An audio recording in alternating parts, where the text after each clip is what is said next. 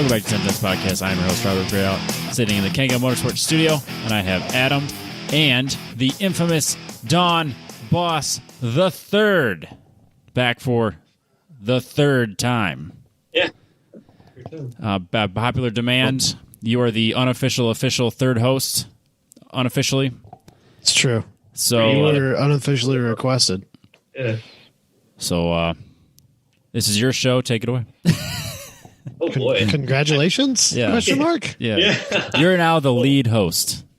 Oh shit! Okay, well that sounds about right for this show. All right. But but it's just going to be 2 hours of us awkwardly saying, well, "Okay, yep, Okay, yep. yeah, that's all right." So, I'm supposed to. I didn't even bring notes this time. Whoa! Now you're just like us. You're welcome. That's Don's teaching style. Yeah, that's not true. I'm pretty prepared. I'm not sure if you saw my submissions for the challenge today, but they were like laid out, organized with links, clip it, information, a snippet of the picture. I appreciated that. That was nice. I'm afraid that you didn't follow the rules, and Adam and I will ridicule you for it. But I appreciate the effort. We are vague on the rules on purpose, just so let it happen. Yeah, so we can argue about it. You know, yeah, I was given no rules. In fact, the text said, "Hey, do you want to do this?" I'm like, "Yeah." What do I need to do? I detailedly explained it in at least a 10-word long sentence. What more did you need from me? I don't know what you want from me, man. Well, the weird thing, I opened the forum to questions and no one raised their hand. What do you want from me? Well, then also you put it out there that we were doing a Craigslist challenge, and people probably figured out by now that that's what we're doing. But then we put it in the group chat that we're going to do this, and this is our budget. And then Don responded with, "Yeah, I found this." And then I had to respond right away and go, "We didn't need to actually buy them. Just want to make sure." That part was unclear. Just want to make sure that you didn't go out and buy one of these things. These things are hypothetical. Up until about 5 minutes ago, I had the highest bid on bringing a trailer on that first one. Thank God someone outbid me on that. I thought I had to buy these things. This podcast is getting expensive. See, you don't even know, man. Yeah, so you're in a live auction, which means you already broke the rules. But anyway, it's true. But you have been doing some other cool stuff, though, where you actually did buy things. Yep, I did buy a lot of things recently. So tell us about that. So many things. Oh boy, where to start with that? Okay, so me being me, I'm always trying to side hustle, always trying to make the side income, other than a full-time job, and I just, scour the Facebook marketplace for things I can buy and turn a profit on, usually car-related, things I know. And I stumbled upon a listing of a guy just east of Chicago that owned like an ATV and recreational vehicle store. And he was selling his entire inventory, the entire store. And I contacted him.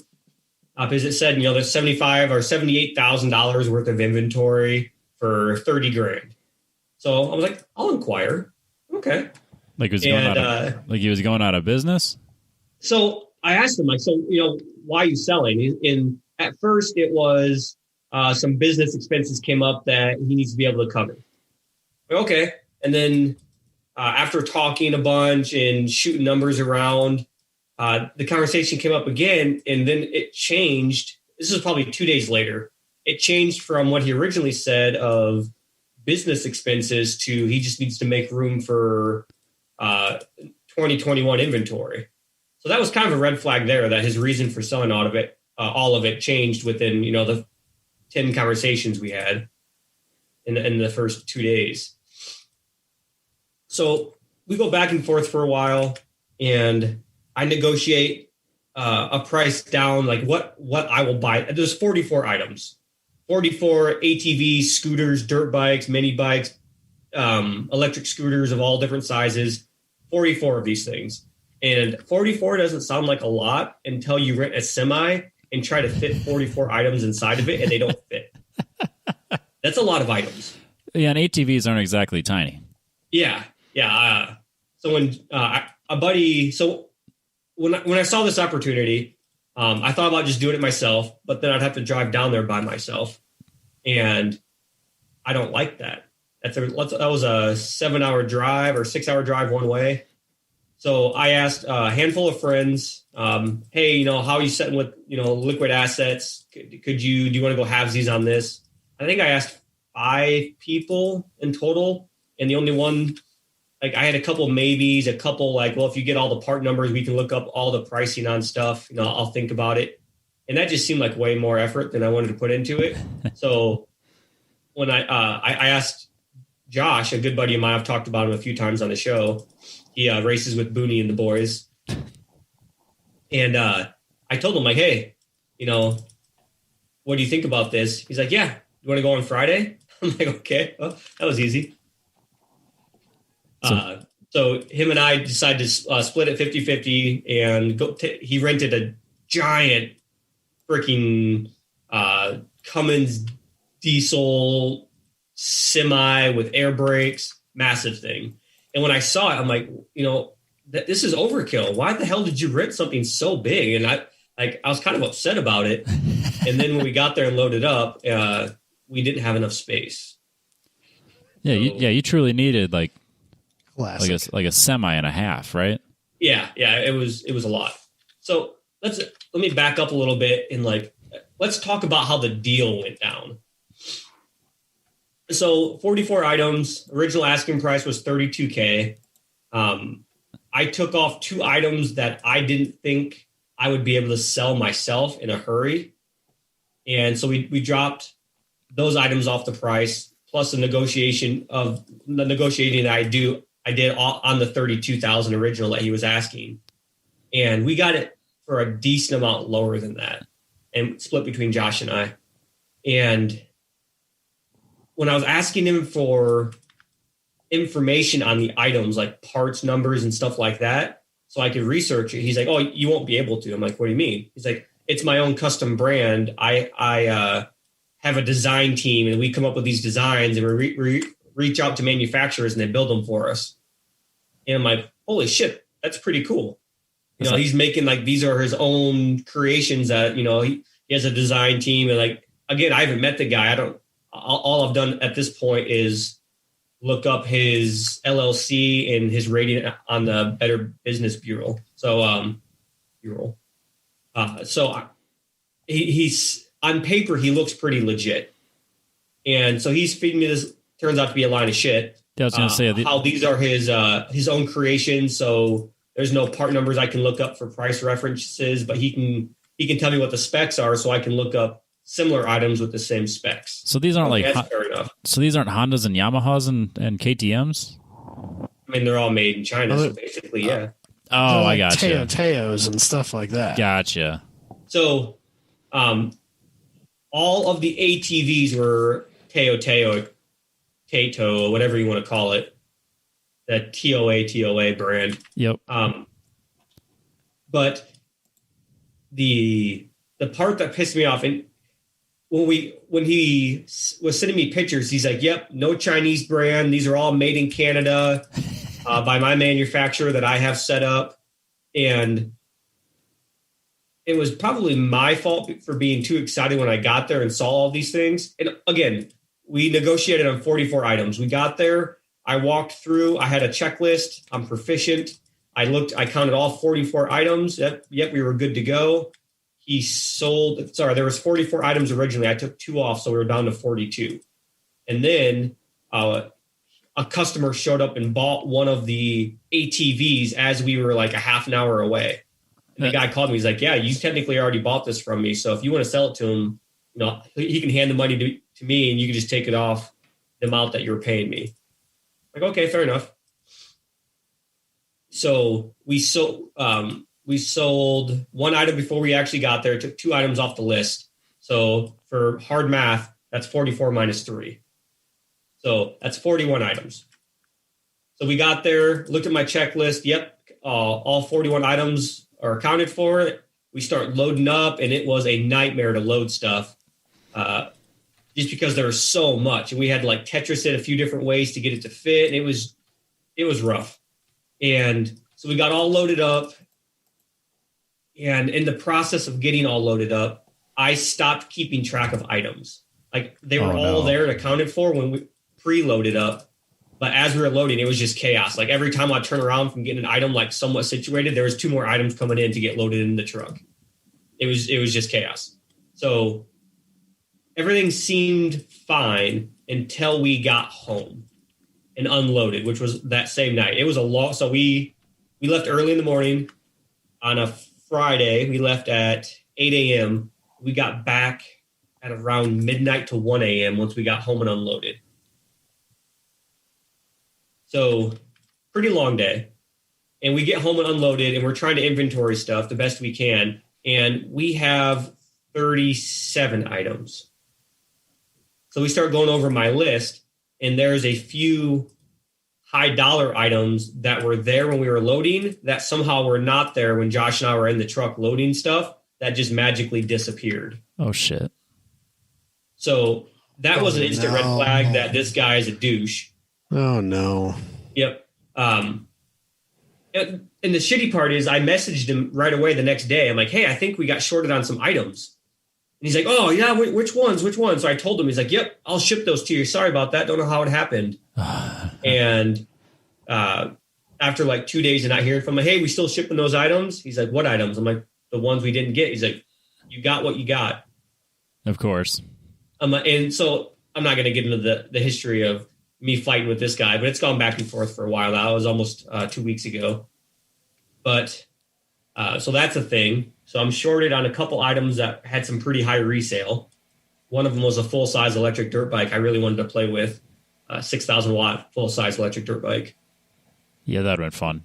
Yeah, that'd been a lot of fun. Another one was a juiced electric pedal bike. We were supposed to get 2 of them. We only got 1. We sold 1 within 12 hours of us getting the stuff home. We got home at midnight. So noon the next day, I had that item sold already. Oh, wow.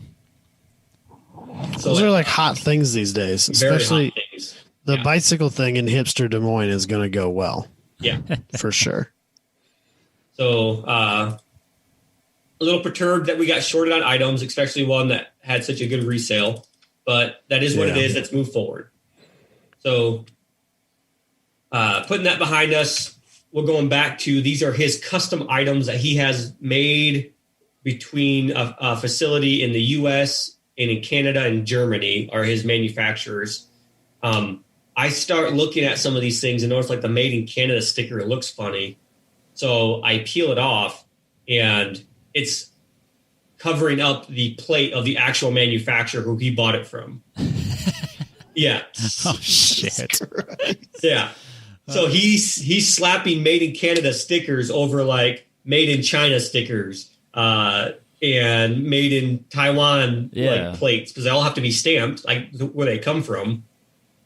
So this guy just bought like a pack of made in Canada stickers off Amazon or eBay, just stuck them on and are calling the products his. They weren't his at all. And so that's illegal rebranding. Right. And even that I can look the other way and not be pissed off that I bought these because they're still worth money. Yeah, it's probably actually better that they're a name that people might kind of recognize, even if they're kind of known as being a Chinese knockoff. Like a total, like I can't even Google this. Yeah, and you couldn't. It might be better that way. Them and I couldn't find anything for like price references. Right, so it might be better as a yeah, buyer. and that's why I'm like, okay, I'm not that upset about it. At least they can be found. This whole deal, the one thing that pissed me off more than anything was he doubled the wattage on everything. So if it was a 1,000 watt scooter, he listed it as a 2,000 watt scooter. So when he sent me it's a 2,000 watt city scooter, I'd look up 2,000 watt city scooter. I'm like, okay, they sell for $1,500. All right, I'm getting a pretty good deal on that. Everything he sold us had close to double the actual wattage of what it actually was when I actually looked at the part numbers.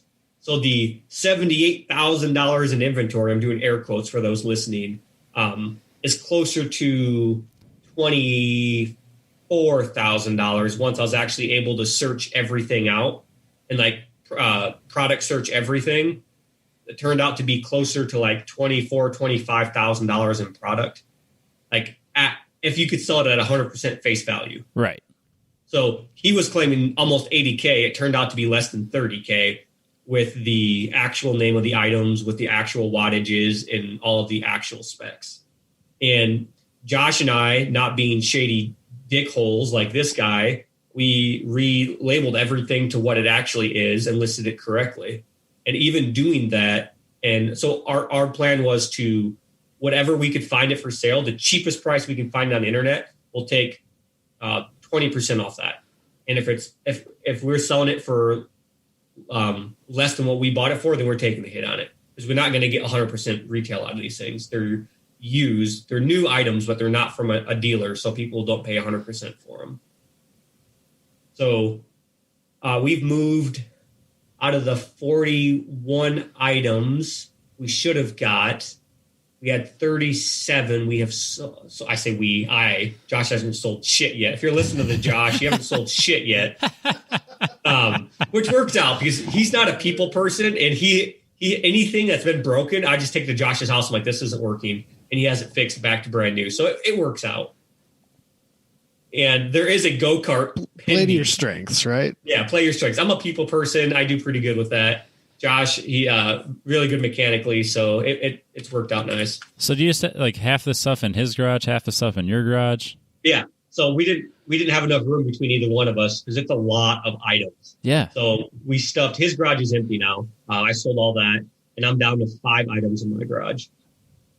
Oh wow. I think we have 7 items left to sell out of the whole lot. You moved that fast though. Yeah, and that was all within the first 9 days. Jeez. I haven't really been actively selling. I have like 1 or 2 items listed right now, just because we have some mutual friends that are interested in a couple of things, and we like to give them first dibs. A couple of the scooters, like Booney bought a scooter from us. He bought the biggest, baddest one that we had. It was the thing's got like 12-inch, like 12-inch tall, 4-inch wide, like huge air tires on it. It's got dual suspension front and back, 2,800 watts. It'll do 0 to 40 in like 8 seconds or something like that. The thing's wild. I mean, it's made for like off-road, like tall grass, mud, rock, and just hauling ass through it. It's a wild machine. So Booney bought that one. We have another one that does 0 to 45 in like 6 seconds or something crazy like that. That one's nutty. We've had a couple. Josh has ridden it. I've ridden it. And I think Randy rode it. And Randy said it didn't make sense how the noise it was making, because it sounded like there was a tire spinning, but the back tire was on the ground. The front one was in the air. I'm like, yeah, it's because it's got a motor on both tires. It's got a 2,500 watt motor on the front tire and the back tire. And when you gun it, it pulls a wheelie, and the front tire is like, whee! And you're doing like a wheelie with this thing, and it just goes. It's gnarly. God, I could just see Randy doing that. Yeah. Just big ass smile. Wow. Yeah. That shit-eating grin he's always got when he's up to no good. Yeah. So we've got a couple scooters left that a few, close friends have said, hey, I'm interested. And they just haven't had the chance to come look at them yet. So I haven't posted them for sale. My sister, so I listed one on Marketplace, and my sister, whose birthday it was this weekend, not that that's relevant, but fun fact. Happy birthday. Thank you to her. And so she messaged me. She's like, hey, is this scooter still available? I'm like, yeah. Why are you using Facebook Marketplace to contact me? She's like, because you have something for sale. I'm like, just message me. She's like, I don't know who you are. I'm like, I'm your brother. She's like, oh my God, I thought it was a different Don. And like, we live 4 hours apart. She lives in Sioux City. So like random, like she was just in the market for a scooter, and she didn't know I bought all this stuff. And she just happened to pick a scooter that I was selling. That's awesome. I thought she was just fucking with me or something, but no, she was legitimately just, why would I message you? I don't know who you are. Okay. Makes sense. So anyway, bought 42 items, made it home with 37 items. With the last 7 items, if they sell, which they will, I just have to be more active selling them, we will still come out with a nice profit. I say nice because we didn't lose money. We'll make $1,000, $2,000 each after all cost and everything, and time is factored into it. which isn't a lot of money for the amount of legwork we did. But we also had multiple days where like our families got together and we rode every one of those things to test it, like to make sure it worked. And our kids, like, imagine being a kid and having a garage full of go-karts and like electric ATVs. Like it had to be like the craziest, like they have to be dreaming moment because they just loved it. Like we had a blast for multiple days in a row. So even if we just broke even, it was worth it just because it was a lot of fun to get the families together and ride that stuff around. Yeah, that would have been a blast. And I'm glad to hear that you didn't lose money on it. Cause like, yeah, I assume anything you do works out and you make money. So it fucking does. I never question it. You're like, I'm buying these things. I'm like, okay, cool. That means you're gonna make like a fuck ton of money. That's great. Good for you. But don't even get me started. Yeah, I didn't. I never thought for a second that you even had a hiccup along the way. I'm like, oh yeah, he bought this for pennies on the dollar. He's going to turn around and sell them for dollars on the dollar, and that's just how Don does things. Yeah. So if it would have been a legitimate $78,000 deal, I think we were all in for a little less than 20, and at face value, like if it was brand new, it's right around $27,000 worth of inventory. So if we're taking, 10, 20% of that off to sell it at, a new but used cost, or used but new cost, I guess you'd call it, we'll probably come out around 24 or 25,000 on it. So, $2,000 each, $2,500 each when we're all said and done. That's good though. Yeah. And it gives people the ability to buy some cool shit for cheaper than what they could go to their store and buy it. Plus they're not paying tax. And everything's all put together instead of being in a box. That's a huge thing. Like people message me like, oh, I could buy it for $200 more on the internet. I'm like, okay, well do that. And then tax and then shipping. And then it comes in a box and you got to put together. You don't know if it's going to work or not. So then you might have to deal with sending it back and then waiting for a new one. Like this is put together, working, confirmed by me. Yeah, just brand new. Throw it in the back of your truck and go. Yeah, come and get it, take off with it. And so it was a pretty fun adventure. Like I said, within 9 days, I had, because Josh hasn't sold shit. Just keep poking that out there. He's at home.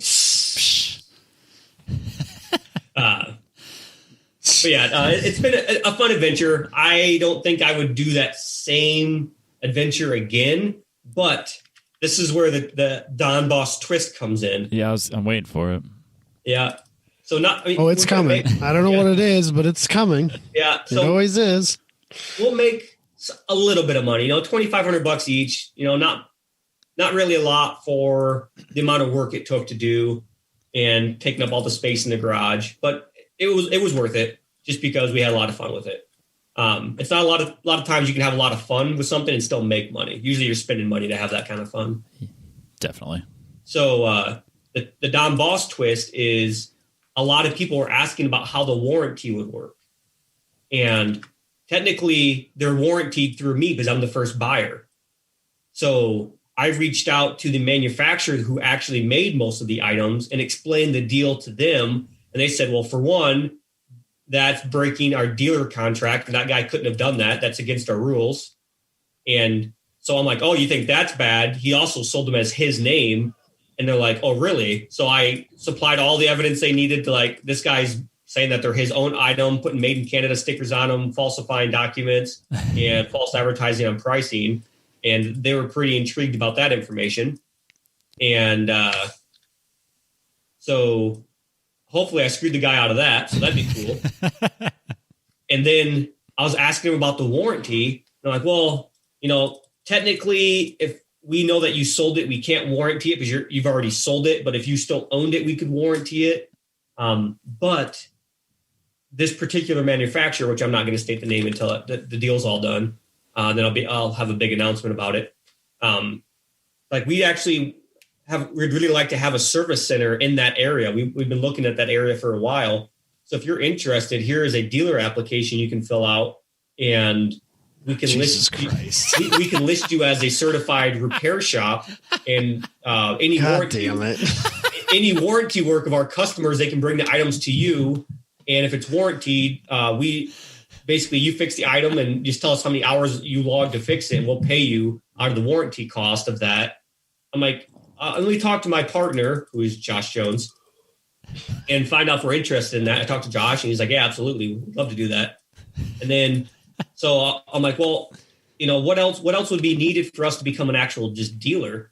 So then we got talking about that, and now it should be Friday or Monday if we have to push it back, depending on some paperwork I had to refile. But I will be a licensed dealer for them. I have my own inventory, or we have our own inventory. We can sell it whatever price we want, and we are a certified repair shop for this company. So we'll get money that way. And if we we'll have our own sales website, and we're gonna try sponsoring WRL and giving away a free pit scooter at every event that we're at. So we're not talking like some tiny little pissant, I can only drive on pavement scooter. We're talking 800 to 1800 watt fat tire, hit some jumps, powerhouse scooter. We're going to try offering one of those up to the WRL at every event that Josh or I go to as just a sponsorship, so we can partner with them, and we'll get recognition through the WRL because of giving donations like that. But anyway, the cool part, the money part about it is we will have a website that directly links to they supply all the information as far as they have a warehouse in Wisconsin, a very large warehouse. And our website, well, I should say the website I'll be building, so I don't think Josh is going to learn to build a website anytime soon. But maybe he'll surprise us. We don't know. He has been killing it with his Excel formatting lately. So maybe. Building Excel sheets, building websites, basically the same thing. It's all the same, man. I mean, it's ones and zeros. Yeah, I mean, that's all you need to know. Anyway, we set up our website. We use all of their links that they provide, and it's like the description, the item picture, how many are in stock directly connects to their warehouse. And when we receive an order, the money goes to them, and they kick 25% back of the sale to us. We don't have to lift a finger. All we have to do is have a website and recognition through like WRL and getting our name out there at a big event, so people will go to our website, see this stuff like, oh, I saw them give one of these away at the race, and it looks freaking badass. So I'm going to go buy one. So they go to our website, they buy it at a very reasonable price, because these items are very reasonably priced. And then we get a 25% kickback of the sale just for having our website up and being a partner with them. So all we have to do is put the legwork up to making the website, and then we have a passive income. God, that's awesome. Yeah, it's By the way, I know. Once again, yeah, of course, we knew you'd make money on this. By the way, I know a time trial series that could use a sponsor. Just put it out there. Yeah, I'm totally for it. Let's talk. Let's talk after the show.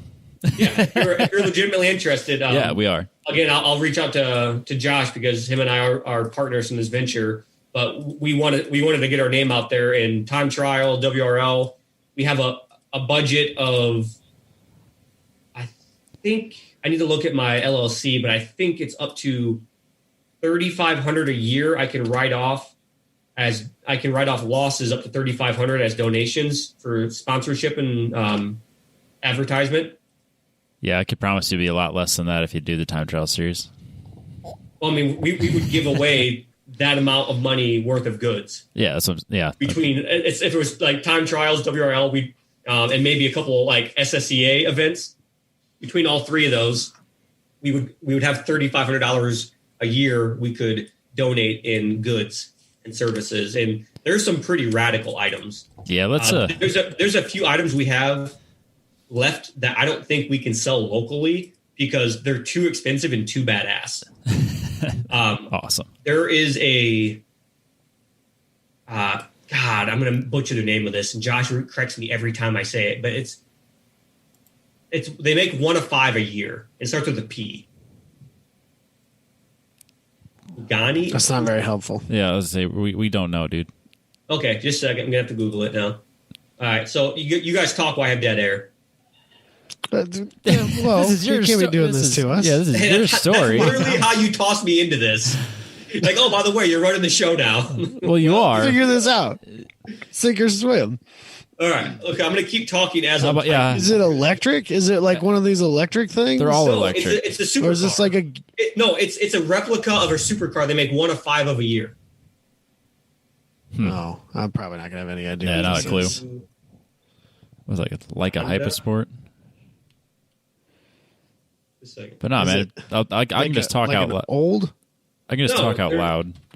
But yeah, like if the mid of Time Trial series is looking for one more sponsor that's going to do prizes, like end of the year prizes. So this would be perfect. Or even So is that per event or just at the end of the year? it'd be just one event, or at the like championship potentially. So Yeah, we're totally all in on that then. yeah, let's talk after the show on ways we can get involved. Okay, so I'm going to go take a picture and send this to you quick, okay? That's how, This is terrible It's podcast. right here. It's on the other side of the door. No, it's fine. Don't worry about it, dude. We'll No, get it needs later. to happen. I'm already up. He's already gone. He's God already damn. gone. Why though? But We're like are you 30 minutes into the show already. We haven't even opened it up yet. are you even a little bit surprised that this just like No, see, this is the problem. 'cause, like, when you leave him, I mean, he's relatively unsupervised, essentially. yes, You know, because like we're here, but we're not there. no, You know, but like so He's telling a the- loose cannon. he's telling the story like I'm making like, man, I can't, like, I kind of felt bad. I was like, man, we're talking about this. I thought I just assumed everything went really well, and then all this, Nah, dude, never feel the bad twist for at the end. It's like, Don oh, by the way, all this extra stuff just fell in my lap. Yeah, don't ever feel bad for him. I won't. I never ever No, will. you shouldn't. There's one thing I've learned in the like 10 or 12 years of knowing him. It's that there's no point in feeling bad for him because he's going to come out on top anyway. Yeah, clearly. I sent you pictures. It's a Zonda, by the way. Oh, Pagani. Yeah, Pagani Zonda. You had the P, right? Yeah, I had the P right. So it's a limited production, 1 of 5, exact replica, licensed by them. It Oh, comes shit. with like a really nice booklet. And they're $1,500. Oh, each. it's like a Power Wheels. Oh, Yeah. okay. It's okay. Yeah, it's I thought we were talking like a you say full Power size Wheels, car. but no, it's an exact replica of the car down to the hand signature that's put on it holy shit. with the 1 of 5 made. Yeah, they're $1,500 on the internet. Yeah. I thought we were talking like a full size car here. It's got a 5-point racing harness, an actual leather seat that has it'll has lumbar. It actually slides forward and back. It's got a GPS built into it. Link your phone to it. MP3. It's ridiculous. Thing is That's wild. hilarious. And then we have this. It's an electric go-kart, but wrapped. I sent a picture of this to Adam. It's a plastic Porsche body on a full frame electric metal go-kart. That's pretty wild too, but that's going to be hard to see. Yeah, that thing's pretty ridiculous. But maybe not. Maybe with that, I'd say just stimulus money. Yeah, I'll say if you pick the right time to try to sell things, so just throw it Yeah. on Marketplace. I bet you get your money. Yeah, it's God, Everything for sale, $1,400. exactly. yeah. Everything has a $1,300 price tag. They get Yeah, $100 for exactly. themselves. Perfect. So, God, I hate you right now. Yeah, fucking Don. yeah. So that's what I've been up to. I know I was kind of long-winded, but there's quite a bit going on. I haven't made a lot more headway with the coolers. I've kind of been at a stalemate. Oh, actually, let's talk about that for a second. Can I talk about that? Yeah, because you still have to make me one. Okay. Oh, yeah. I'll have a couple of onesies, twosies made, but not as far as mass production. I'm not there yet. So I need more The free last time so I time- can come and like push him towards that. I appreciate that. But I don't have enough free time. Yeah, So I'm trying though. I know. I don't have enough free time. So last time I was on the show, we talked about the cooler in depth and like, what my plans with it are and what it's capable of. And it wasn't like 48 hours later. Was it chill out? Yeah. Cool. Chill out. Chill out. Yeah. Not cool suit. Chill out. Yeah. They reached out to me on Instagram. And keep in mind, I sent them and Cool Suit an email like over a year ago. And I got an email back from Cool Suit saying they weren't interested at the time, but thank you. And I never got a reply back from Chill Out. So I was kind of butthurt about that. And they reached out to me and like, oh, hey, Don, stumbled upon your Instagram here and really interested in what you got going on. Well, what kind of technology you're using in that? And, started private messaging me on Instagram. And like, obviously the guy runs a business, so I can't assume he's being straightforward with me, but so far, super nice guy. The owner of the company, super nice guy. We've talked back and forth now for weeks. And, he kicked around the idea, like, what do you think something like that's worth? What are you looking to get out of it? 30 grand would buy the design. And at first I'm like, 30 grand, that's awesome. But then that 30 grand would be high capital gain. So I'd lose, 25% of that right off the top. And I only have about 10 or 12 grand into it. So it seems like a lot of money, but if I count all the hours I have put into it and all the failed attempts, like I really sat down and thought about it. And I talked to Adam for a little bit and even Josh and my wife. And so I ended up coming back. I'm like, honestly, after thinking about it, I'm probably closer to like the $400,000 mark for my design. And they're like, oh yeah, it's quite a bit different. We'd have to have one here and see how it works before we can talk about a number like that. So for the record, there is almost nothing in this world I've ever not wanted you to do more than sell this. Like I can't even begin to describe how much of a bad idea I think it would be for you to sell that away and not see what you could do with it. Agreed. Yeah. Yeah, I agree. There's more so to much, it than just so much so that I am fully prepared to give what little spare time I have towards helping you achieve what it could do, just to see. And to me, it just, I'm like, well, why? It's just a driver cooler. And then it wasn't until you came over last weekend and you're like, it's not.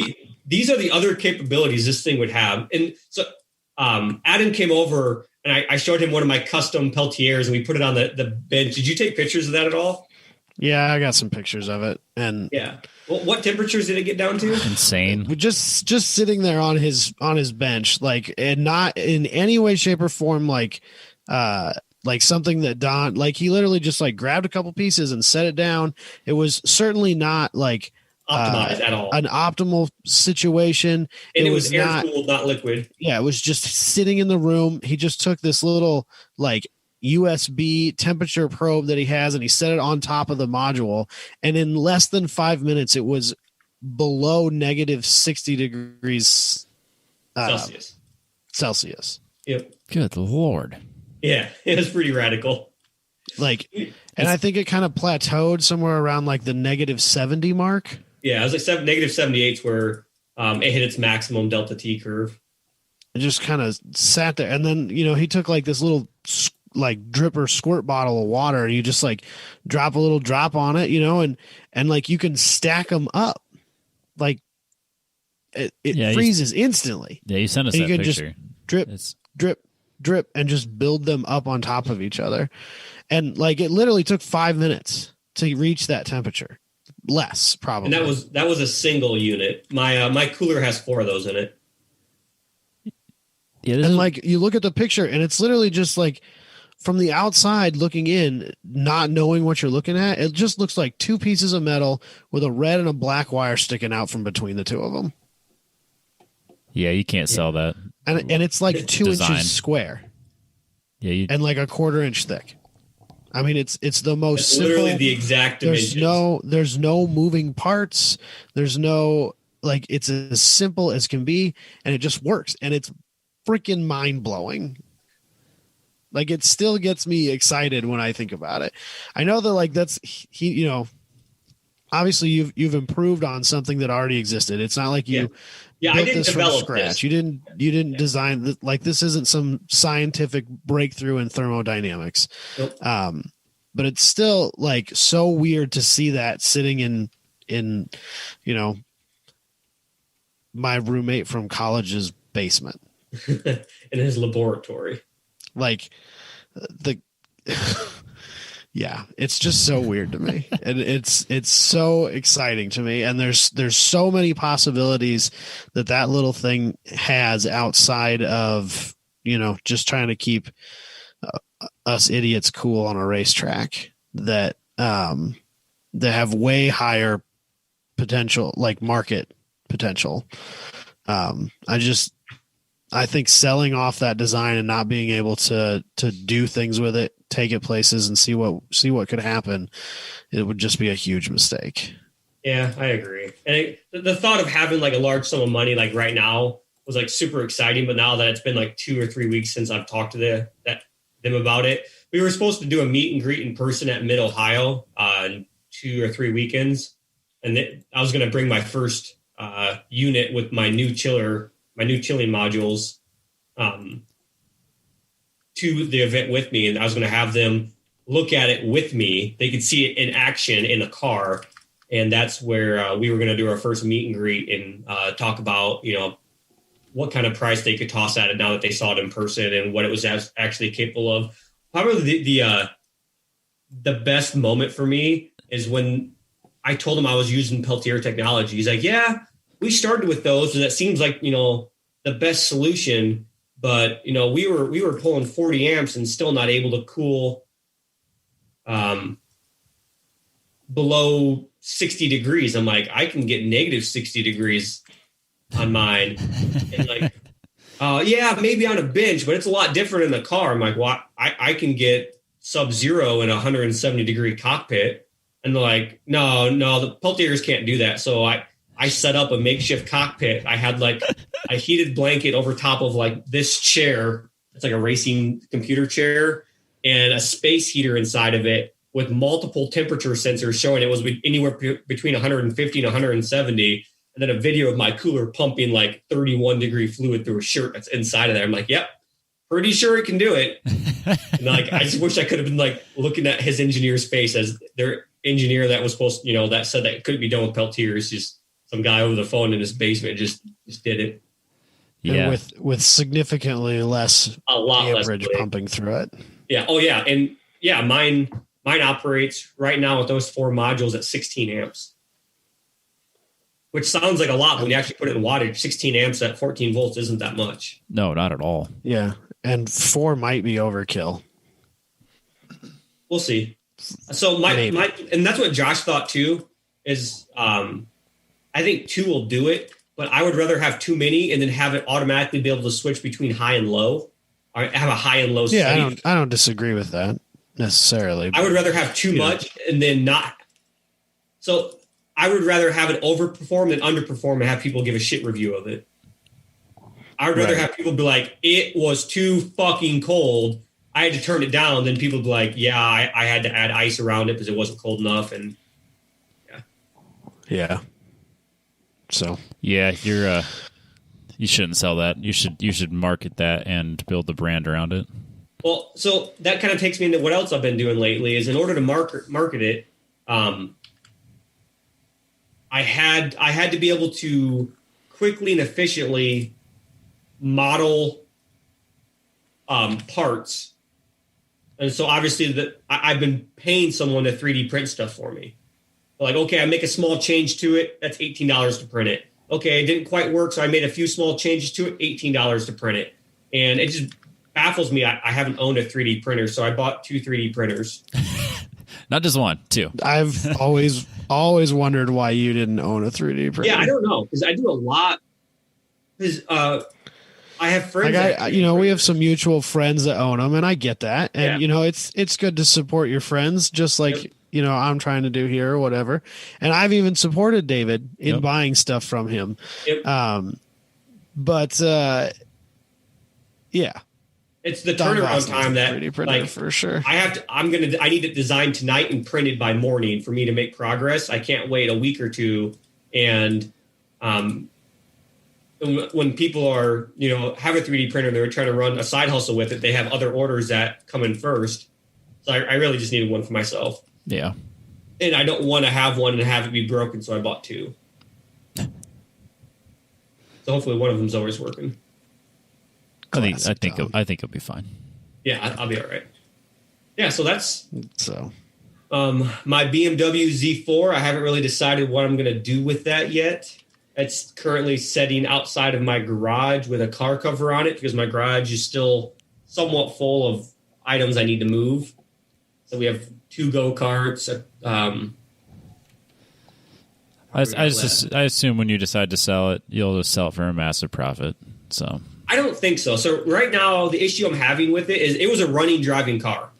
No issues with it. I told you the story about the guy that was going to buy it. He was making payments on it, and then he made 2 payments. And then when it was time for the 3rd payment and for him to come pick it up, he just never showed up. It was like 2 weeks went by, and finally he just showed up at my house and said he couldn't buy it and needed his money back. Oh yeah, I remember you did talk about that. And I try to be a pretty honest person with business, and I understand shit happens. So I'm not one of those people like, oh, too bad you signed a contract, my money, blah blah blah. I'm a dickhead.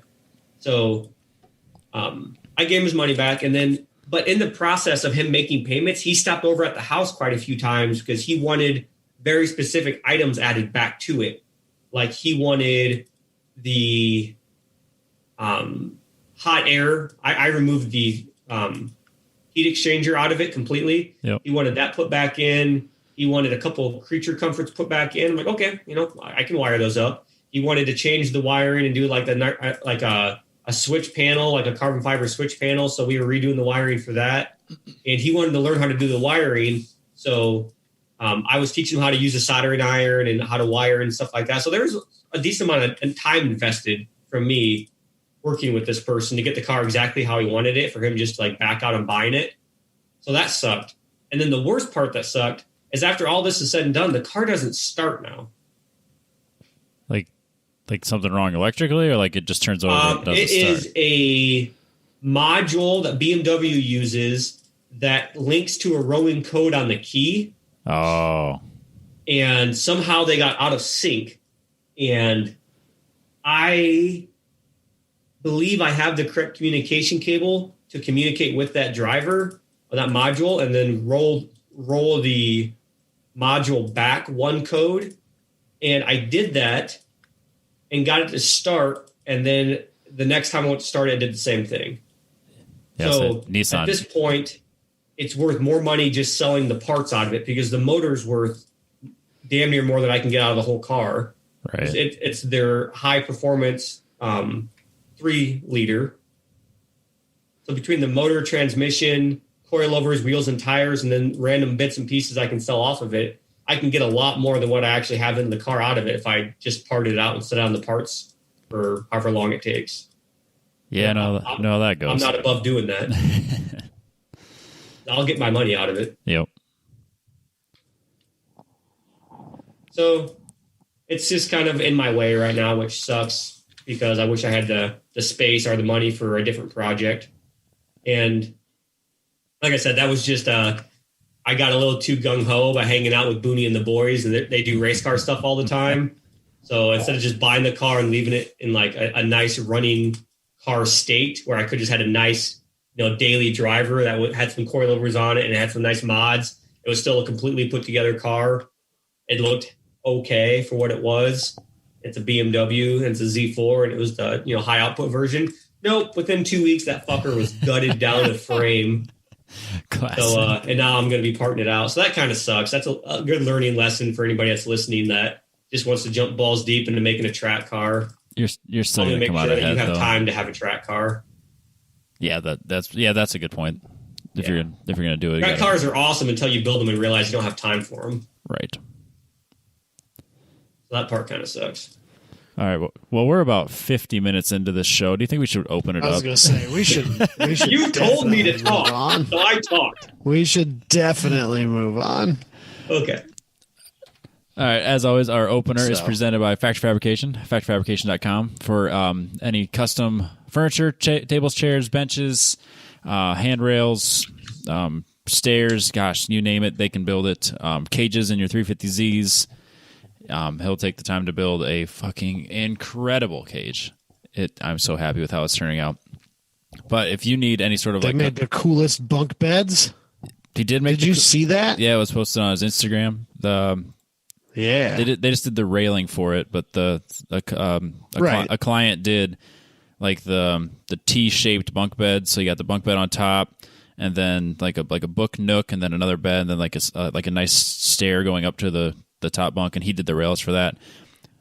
Super super nice looking, way better than anything you could buy. But it's just really cool to see the type of stuff that's coming out of his facility, and they just keep growing. So it's obviously thanks to the podcast and the reach that we have that their business is just booming. But factoryfabrication.com for all your fabrication needs. If you need to get railed, factoryfabrication.com. You need to get railed? Yep. Railed or caged. Railed or caged. Phrasing, Robbie. Oh, that's solid. Mooney will rail you hard. If you need railing for your house, he will rail you. Best railing you've ever had. It needs to be a shirt. That needs to be a shirt. Get railed, Factory Fabrication. I would buy that shirt. I would proudly buy that shirt. Yeah, I think that needs to happen for sure. All right, Adam, what are we opening this up with? Anyway, yeah, so was it last week, a couple weeks ago, 6 months ago? Who knows? We talked about Toyota, along with a bunch of other manufacturers, entering into Le Mans' new hypercar class. And one of the requirements of the hypercar class is that you create homologated street legal versions of this top tier race car, which is obviously something that a lot of people like think back on the air quotes glory days of prototype racing is like being one of the cool things about it is that you could get these as real cars back in the day. So they're doing that again. And obviously, because we live in this crazy world where people just buy cars as investment opportunities and then turn around and sell them for insane markups in very different ways than Don is doing. Yeah. Looking at you, Porsche owners. Toyota has put out a questionnaire that you can fill out for the opportunity to be considered to buy one of these, what they're calling right now a GR Super Sport. GR, of course, being Gazoo Racing. So this is just like what Ford did for the GT. For the Ford GT. Yeah, the right. GT. But I don't remember if that ever was publicly posted. It was on their website. Was it? Okay. Yeah. Well, this one I stumbled across, and there's some hilarious things in here. I'm not actually going to fill it out because I don't own enough cars to do such. We all, as a group, do not own enough cars to fill this out even. So it's kind of hilarious and kind of funny, and it really makes you understand how peasant we really are. Yeah, in the world of hypercars. I get reminded. Well, even today, I was like, oh yeah, I got my tax return back. I'm like, okay, I'll get everything I need for the Z, so it's ready for June. And I ordered the new Koenigs. I'm like, and I bought new wheels. Like I haven't bought new wheels in a long time. Pretty pumped. Dude, Robbie was talking about buying new wheels and sticker Hoosiers. I thought he had the Rona already. Things change. For sure, he was sick. Robbie's talking about buying brand new things. Well, yeah. GTFO. But anyway, so he's turned a new leaf. So I was like buying new things this week, and then JB posts a picture of this Aventador super whatever Lamborghini. He's like, I think I should get one of these. Okay, I bought wheels and felt like I'd spent decent money on something, and then JB's like, check out this Aventador. I should buy it. God, I'm jealous of him. Hey, what's your bolt pattern on wheels that you're looking at? 5x114. I've got a set of 4 with brand new rubber on them. Brand new wheels and rubber. I'll give you for pretty cheap if you're interested. Are they 18 by 10.5s? They are. You gotta be fucking kidding me. Oh, that's what I bought for my BMW. I've looked for wheels for months and pulled the trigger yesterday on brand new ones, and you've had sitting on wheels that I would have used? Yeah, they're brand new stickers. They're not Hoosiers, but they're stickers on the tires. Gotta be fucking kidding me. God damn it. That makes me so happy. So annoyed. I think they're 10 3/4. or 10.25, something weird like that. But yeah. God dang it. That's annoying. It's probably the wrong offset or something, though. It's fine. 35. So. It's not great, but it could have worked. Anyway, let's go through this. Sorry. So I'm just going to read some of the ones that are funny, and we can laugh about them. We can it starts out with the obvious parts, the name, your address, your country, your age, your email, whether or not you are associated with a Toyota or Lexus dealer. I mean, aren't we all? Yeah, who isn't? That's in their basic information. It's not required, though. No, that's not one of the required things, but it does say if you have a Toyota or Lexus dealer with which you usually associate, please enter. So, and then information for cars you own. It starts out with, and this is a required field, how many high-performance cars do you own now? And then underneath that, they give you 10 spaces for which you can rank all of your high-performance cars you currently own in order of favorites. Okay. Which I think is hilarious. My top 10 supercars that I own. Do I like my Porsche, my 911, or do I like my Huracan? Or I'm pandering to Toyota here. I should probably put my Supra in there somewhere. Yep. Both of my Supras, of course, because I've got a new one and a Mark IV. And just list out the things, right? Then overall average mileage per year driven with your sports car, anywhere between 0 and 20,000 kilometers. The next spot, models of sport car you plan to purchase in the future. They give you 5 spots for that. Robbie's favorite question in the entire world. This is a required question. Do you currently or have once owned a Toyota 2000 GT? I want to. That's not an option. One of the most coveted cars for Robbie. Yep. I own now, I owned before, or I never owned. Yeah.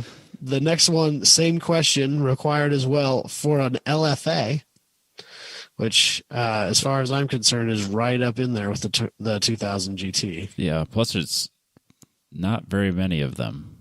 It's like that narrows it down pretty quickly. I don't think there's very many of either of those, really. No, definitely not. But frequency with which you drive on a circuit per year, 0, less than 5, less than 10, and over 10. That is also a required question. I do pretty good on that one. Yeah, you're doing all right there. I got that one going for me. That'll definitely move you up in a spot or two. And then information for motorsports. Some of these are kind of funny to me. Automobile motorsports in which you are interested in, multiple answers accepted. And then it's got a list of, the big ones: Formula One, WC, Formula E, IndyCar, NASCAR, etc. Next up, your participation in motorsport.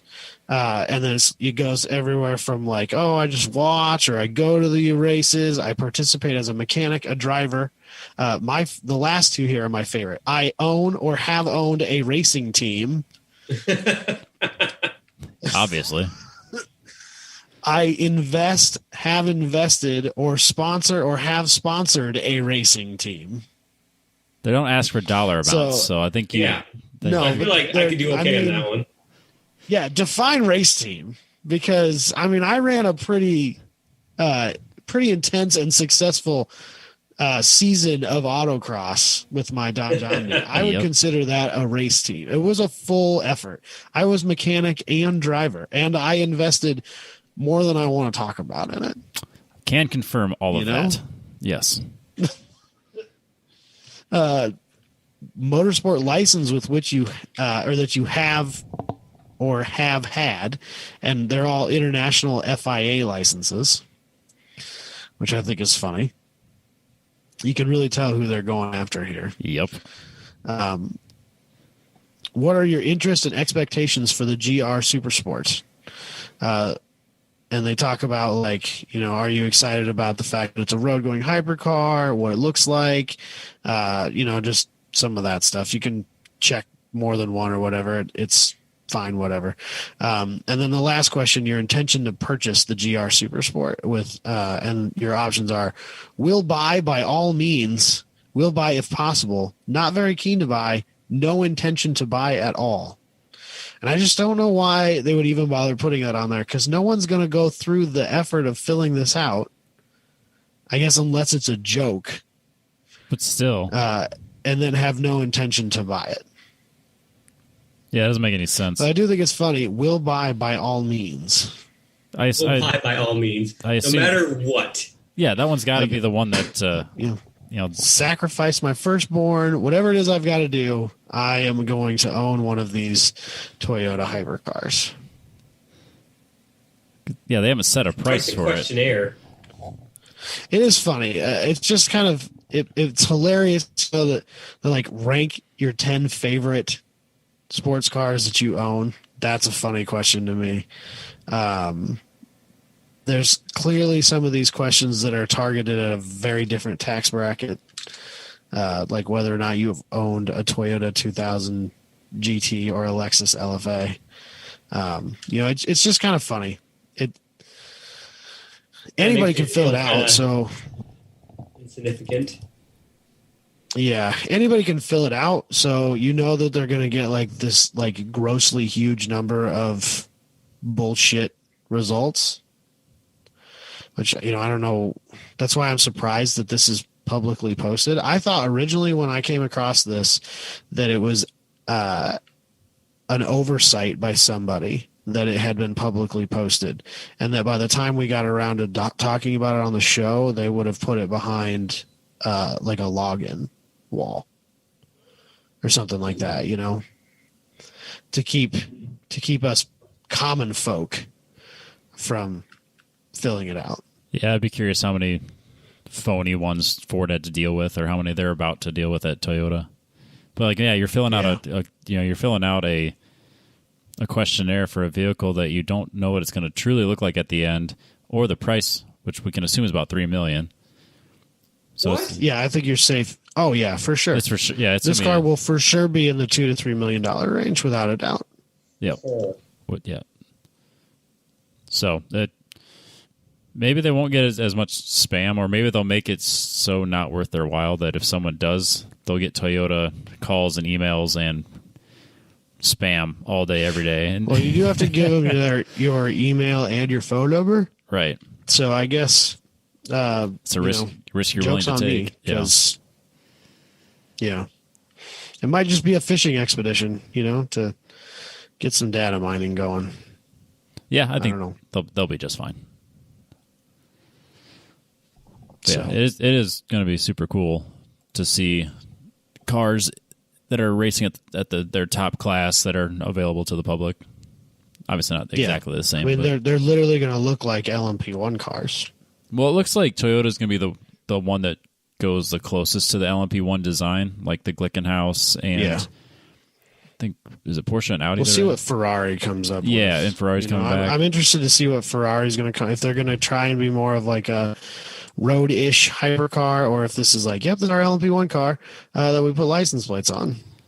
I think I'm hoping Toyota is the one that kind of strayed the closest to the LMP1, and the rest kind of go the direction as intended, because the Glickenhaus sure did. I think that car is. Oh yeah, that's absolutely. But that car was in development before as a road car before this class was announced. And right. They were like, "Hey, our ridiculous road car with a little bit of modification fits into your race series. Let's do this." So hopefully should be interesting. There is more manufacturer participation than I expected there to be, which is a great sign. I almost wonder. Absolutely. I'm just curious if that was kind of part of it too. It was like, well, if we can, how many manufacturers want to go just into racing and then invest all that kind of money and then have it not truly translate to a car they can sell? Well, I think 24-hour racing with hybrid cars is probably more valuable, like research and development wise, than just going out there and pounding out laps with your 911 GT3 car, because there or like going to Formula E, which is I think largely almost a spec series with just different paint jobs on them, and so there's really no real development you're getting out of it from like an electric drivetrain technology side, whereas with Le Mans you have the opportunity to develop motors, batteries, hybrid systems, recharging systems on the fly, regen systems, whatever you want to call them, that could trickle down into real cars. Yeah. So there's some real value in that. No, I think it's good. That's why I think it's. Yeah, so I think it's good for everyone involved. It's good for the manufacturers. They're clearly showing interest. I think it's sparked more fans. So I think that it's definitely going the right direction when it comes to growing the sport and the industry. I'm excited about it, and I've kind of lost interest in top level Le Mans prototype classes because of the fact that it's basically Toyota and a bunch of privateers. And that's not as interesting to me as when it was Toyota and Porsche and Audi fighting for supremacy. Yeah, no, I get that. So I'm excited for the fact that there's going to be multiple manufacturers out there, and there's a few of them that I want to cheer for. So that's going to be hard for me. So we'll see. Definitely. But that's it. Yeah, we can keep moving on. We can jump to our topic. God damn it. Our topic is... Told you, Robbie. Well, I don't know why I did it now. I've been doing the right stuff the whole time. Anyways, our topic is presented by Petrobox, mypetrobox.com. I think ours are being shipped probably as we speak. It's about time for another month of boxes coming our way. I'm wearing my Petrobox hooker header t-shirt because that's basically all I wear now. But if you want your own Petrobox to come to in the mail once a month, go to mypetrobox.com and use the code TTP15, get 15% off of your box. Or if you go to the store, if you want to just kind of pick and choose what you want to kind of get introduction into what they do, go to mypetrobox.com and use their store link, and then use the code TTP15 again for 15% off face masks or collars and leashes for your dog. And I think those are super cool. Both of my dogs are wearing theirs right now. Yancey, the Spaniel, has the R32 dog collar, and Kyle, the Pitbull mix, has the carbon fiber dog collar. And we also have matching leashes. And we all like them. I have the Gulf livery on our puppy, so Don needs to get his own collars. I'm going to have to get one for our attack Shih Tzu. Yeah. I got an attack spaniel. That dog is about as far from attack Shih Tzu as any dog could ever be. Completely useless as a defense dog. Well, mine at least will bite anything. So I got that. Is that going? I mean, if you're allergic to dogs, it might be mildly useful, but even still, like he's hypoallergenic. You might still want to pet him because he's fucking adorable. That's awesome. He is. He's adorable. Awesome. And he's so ridiculously soft. All the time. I don't get it. But yeah, so Petrobox has a bunch of their own custom shirts that obviously focus on the race car driver and automotive enthusiast. They have everything from just like track day stuff or car care products to like stuff in the garage or like tools and like mechanics gloves and stuff. That's all available on their website as well as every month in their box. So mypetrobox.com. Again, the code is TTP15 for 15% off. So what are we doing for our topic? Well, as has been the tradition for a few years now, I think this is 3 or 4 years in a row now. Or 5. It is the tax season. Huh? I said or 5. I honestly have no idea how long we've been doing this. I don't even know, man. 'Tis the tax season, though. So, as always, I Googled average federal tax return, found out what it was. This year it happened to be, what was it? The grant. I don't even remember what the number was. It was like $2,400. $1,600? It was $1,600. No, it was more than that. It was 20, no, it was more than that. It was 20. No, you're right. It was 2,600. Yes. It was and then we decided this year that we would add in the government stimulus check because we figured most people are probably getting that. And it gives us a little bit more budget to play with. So the total came out to be like $4,007. Yep. So basically a $4,000 budget to which to buy a vehicle. And that was all the rules, and Don broke them. Wait, whoa. What was the budget? $4,000. How did I break that? Because none of your auctions are done. Yes, they are. No, the current bid is over $4,000. It wasn't at the time when I listed it. See, broke the rules. Adam, ruling. You in the past, we have always said that if you're going to do an auction, if you're going to do like an eBay listing, it has to have a buy it now price. There's no haggling involved. That's the bullshit. That's what I'm good at. The price on the front is the price you pay because we don't know how far you could haggle it down. See, that's the problem. I know that, like, you know, if it's $1,700 and our budget was $1,500, you could probably walk away with it.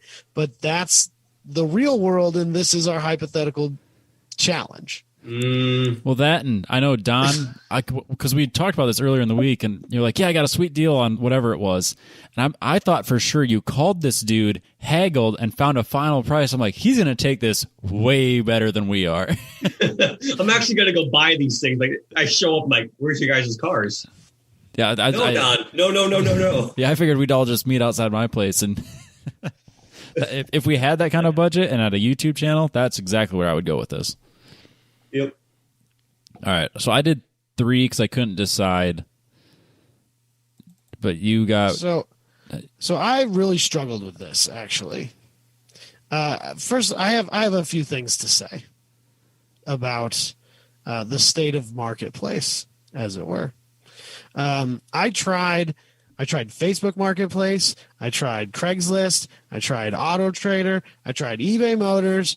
I was just looking at cars. I was looking for specific things. I was looking for broad things. I spent literally 2 hours looking for this stuff, and I am in no way, shape, or form proud of the results I have. Number one, I think everybody out there who is trying to sell something on Facebook right now is entirely too fucking proud of the things that they have. Because there are far too many things out there that are being sold for $3,000 to $5,000 that are worth $2,500. You got that COVID money. Just get over yourself. Be more realistic about your piece of shit cars. Everything has a plus $1,400 on it right now. Yeah. Secondly, this whole listing things for $1,234 is really God, it's so irritating. That is annoying, beyond annoying, because everyone's doing it. I will troll every time I see one of those. I'll troll that person on purpose. Yeah. Or like this guy's asking $6,000, but Facebook won't let him set it for $6,000, so he put $600 in his ad, and I'm flipping through it, going, "Hell yeah, this is the one." Nope. Yeah, it's been really bad lately because there's been a few of them too, and like I know that's not the case. Because you can change the price and you can put whatever you need to put in there. There's nothing that says you can't put the actual price of the vehicle. So like anytime they're like 1, 2, 3, 4 or $6 or whatever, it's like there's nothing stopping you from putting your real price in there, man. Just fucking do it. That's true. What do you mean? I've never ever had that be an issue, and I've listed shit for sale hundreds of times. It's never questioned me. My understanding of it is that Facebook uses like KBB or Auto Trader average values, and if your listing doesn't fall within like what they consider to be a reasonable price for that car because it's something special or something like that, they won't let you list it for that. I can tell you right now that's not the case. My 240 is listed at the price that it's listed at. It's nowhere near the KBB price. Fair. But that's what I keep getting told. I've never listed a car for sale on Facebook. I can't tell you.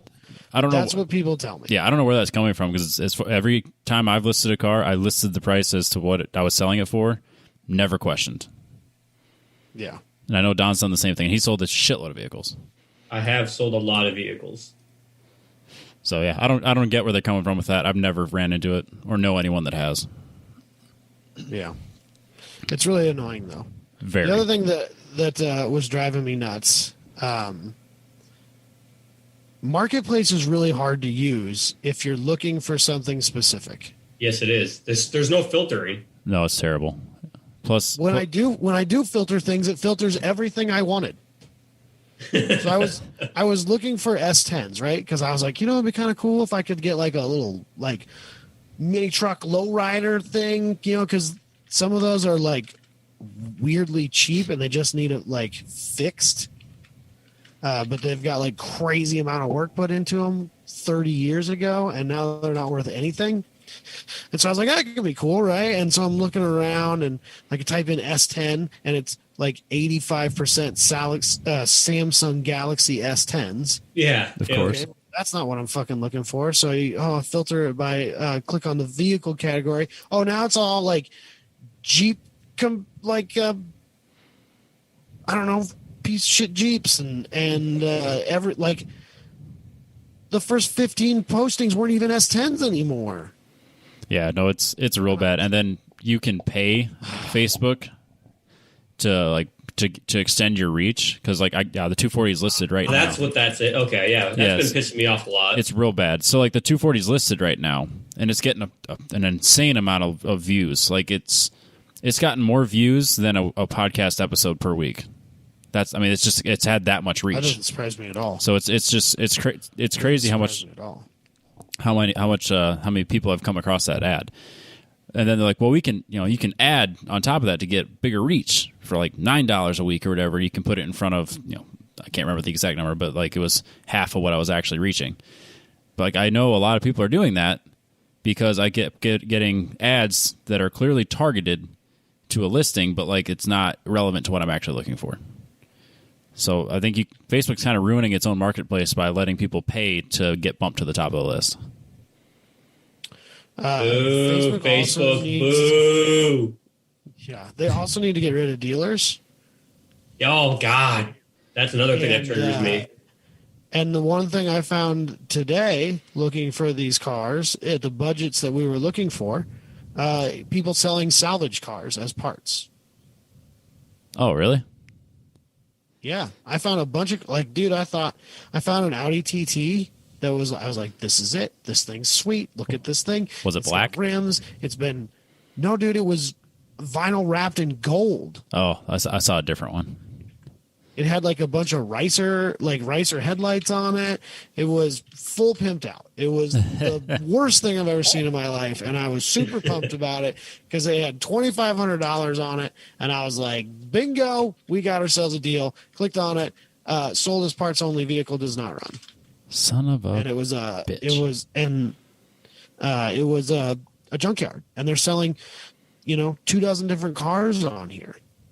Like, God damn it. Yeah, that's super, super annoying. So I don't know. There's no system that works like I want it to. No, because like Craigslist was fine, but the reach was never great. Like you have to click different cities. So you could use Search Tempest, and that would look through Craigslist for you in different areas. And the marketplace. Well, so I went to Search Tempest today. It's like ruined. It doesn't work anymore. Yeah, now it's Auto Tempest if you want to look at their cars. And they'll, instead of having, say Iowa, I don't know what it really is, but say there's 12 regions on Craigslist for Iowa. Instead of having to click on each one individually like you would do with Craigslist, yep, they'll group 3 or 4 of them together. So you only have to click on a few, but you still have to click on them. Yeah. It still doesn't just display everything I'm looking for. Say Racing Junk has it pretty well. They also include... Yeah, Racing Junk's pretty good, but it's those niche-y. Auto Tempest will do Haggerty and Car Trader as well, or Auto Trader. Oh, that's not bad. But yeah, It just was kind of useful, but the only thing that's on Auto Trader anymore is dealers. Yeah, or Cars.com and stuff like that. Yeah, so that wasn't helpful for me. So that's my rant. I was mad. I'm not exactly proud of anything. Your voice is very quiet. Yeah, clearly somebody is stealing all of his bandwidth. His internet is dog. Your internet is pure dog shit. It is pure dog shit. So I'm gonna let the listeners protest and make you come sit across the table from me from now on. Yes, because your internet is so bad. I'm sorry. Yeah, sitting here, not even doing anything. No, you should be sleeping right now. You were doing just fine, but like I swear, it's like taking your audio away, and your video quality is not good. So I mean, and it's definitely out of our control at this point. But yeah, internet no good. But yeah, so we are doing a $4,000 Craigslist challenge. I was able to come up with 3 that I actually think are kind of rad, and I wanted to. All mine are perfect. Yeah, for $7,000. So, but I wanted to not just buy things. I wanted to buy things and then do things to them. Because in the past, we've done that before, where we've done like a Craigslist challenge where you bought a vehicle and then spent money on it. And that was my goal. That was my thing. Everybody's stuff was so overpriced it didn't leave me any budget. Yeah. So I was able to find 3. So Don, you have 3. Yeah. And Adam has 2. So I can get started. How's that sound? Yeah. All right. So I'll start with this one. It's in the. So if you guys have access to the drive, so if you look in the folder that Don started, I added mine in there. Oh, nice. So if you want to take a look at it. So I'll get there in just a second. I'm submitting final grades for students right now. Yeah, don't do that. We're on a podcast. So we'll start with the bus. The bus. So I was in Coleman, South Dakota. I found this 1993 AMTR 1S35. I don't know what that means. But it's a school bus from the Amtrak Genesis Company.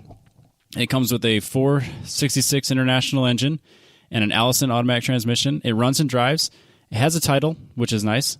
$2,500. That's a steal of a deal, Robbie. For a diesel bus that runs and drives, $2,500. You're not going to find a better price. No, I don't think so. So all I got to do is application.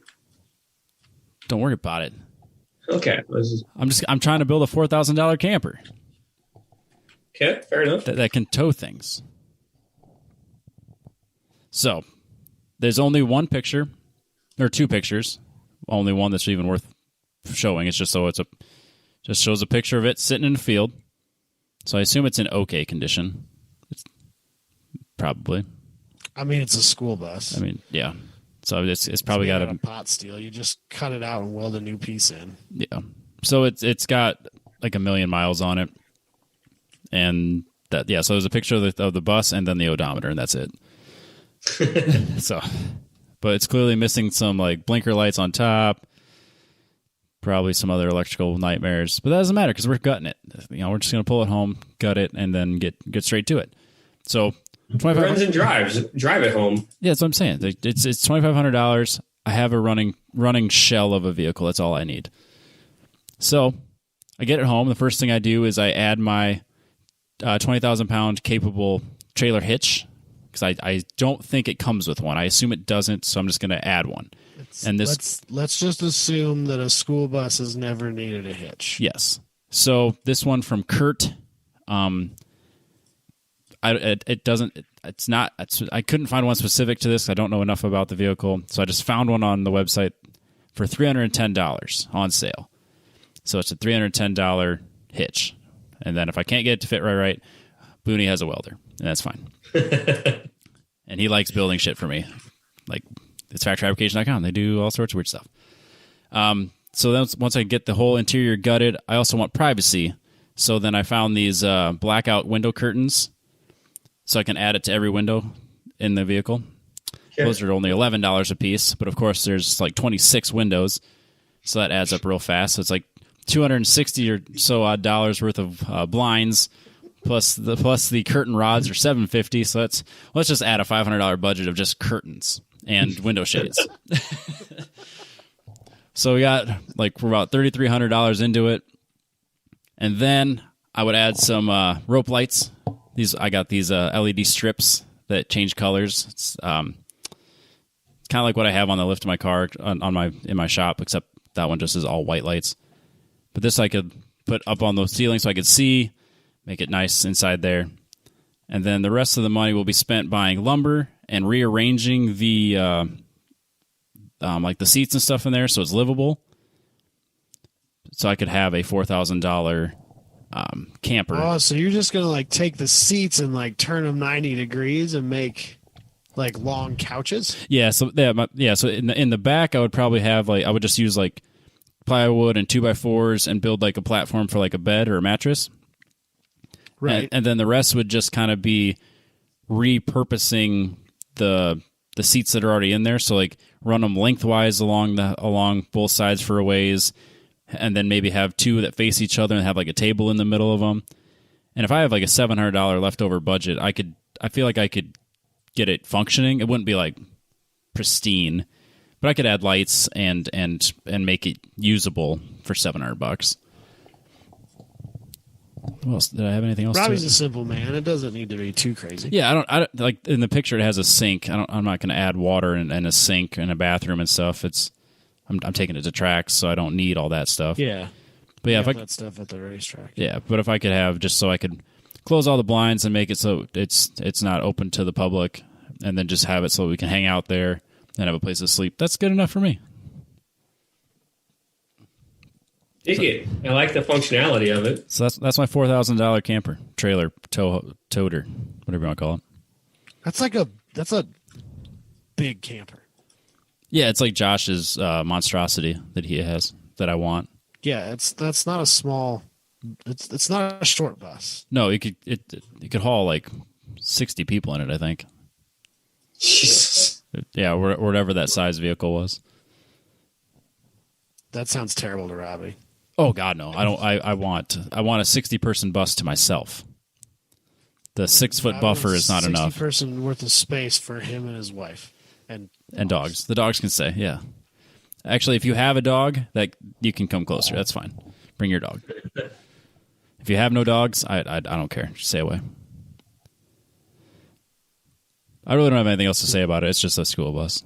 Oh, that is a really awesome platform for like a car puller and like a camper build, like an old bus. Yeah, the problem is the buses weigh like 32,000 pounds or something insane.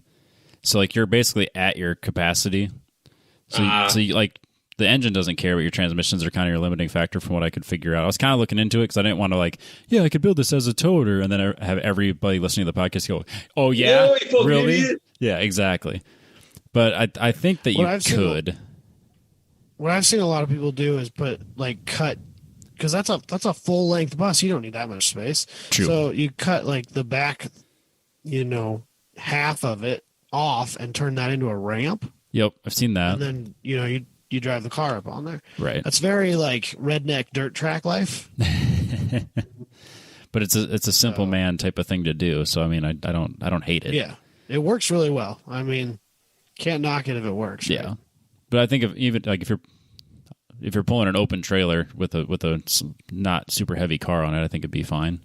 I wouldn't want to pull it through the mountains, but pulling it across the Midwest would probably be okay. Okay enough. Yeah.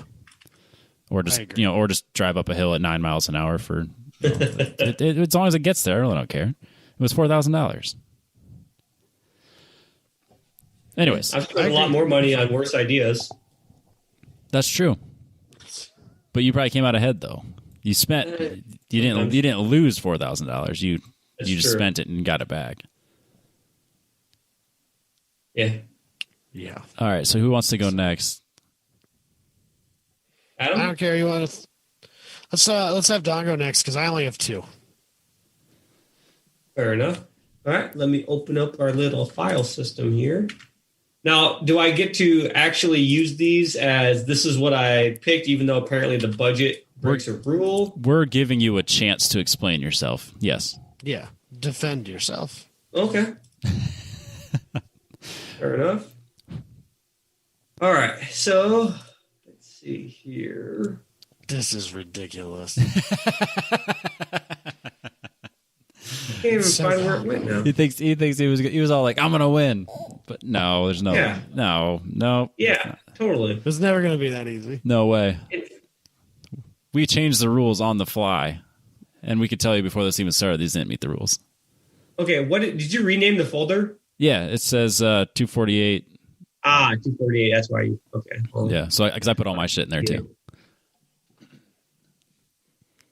I don't want me to share it so you can so viewers can see it. Or?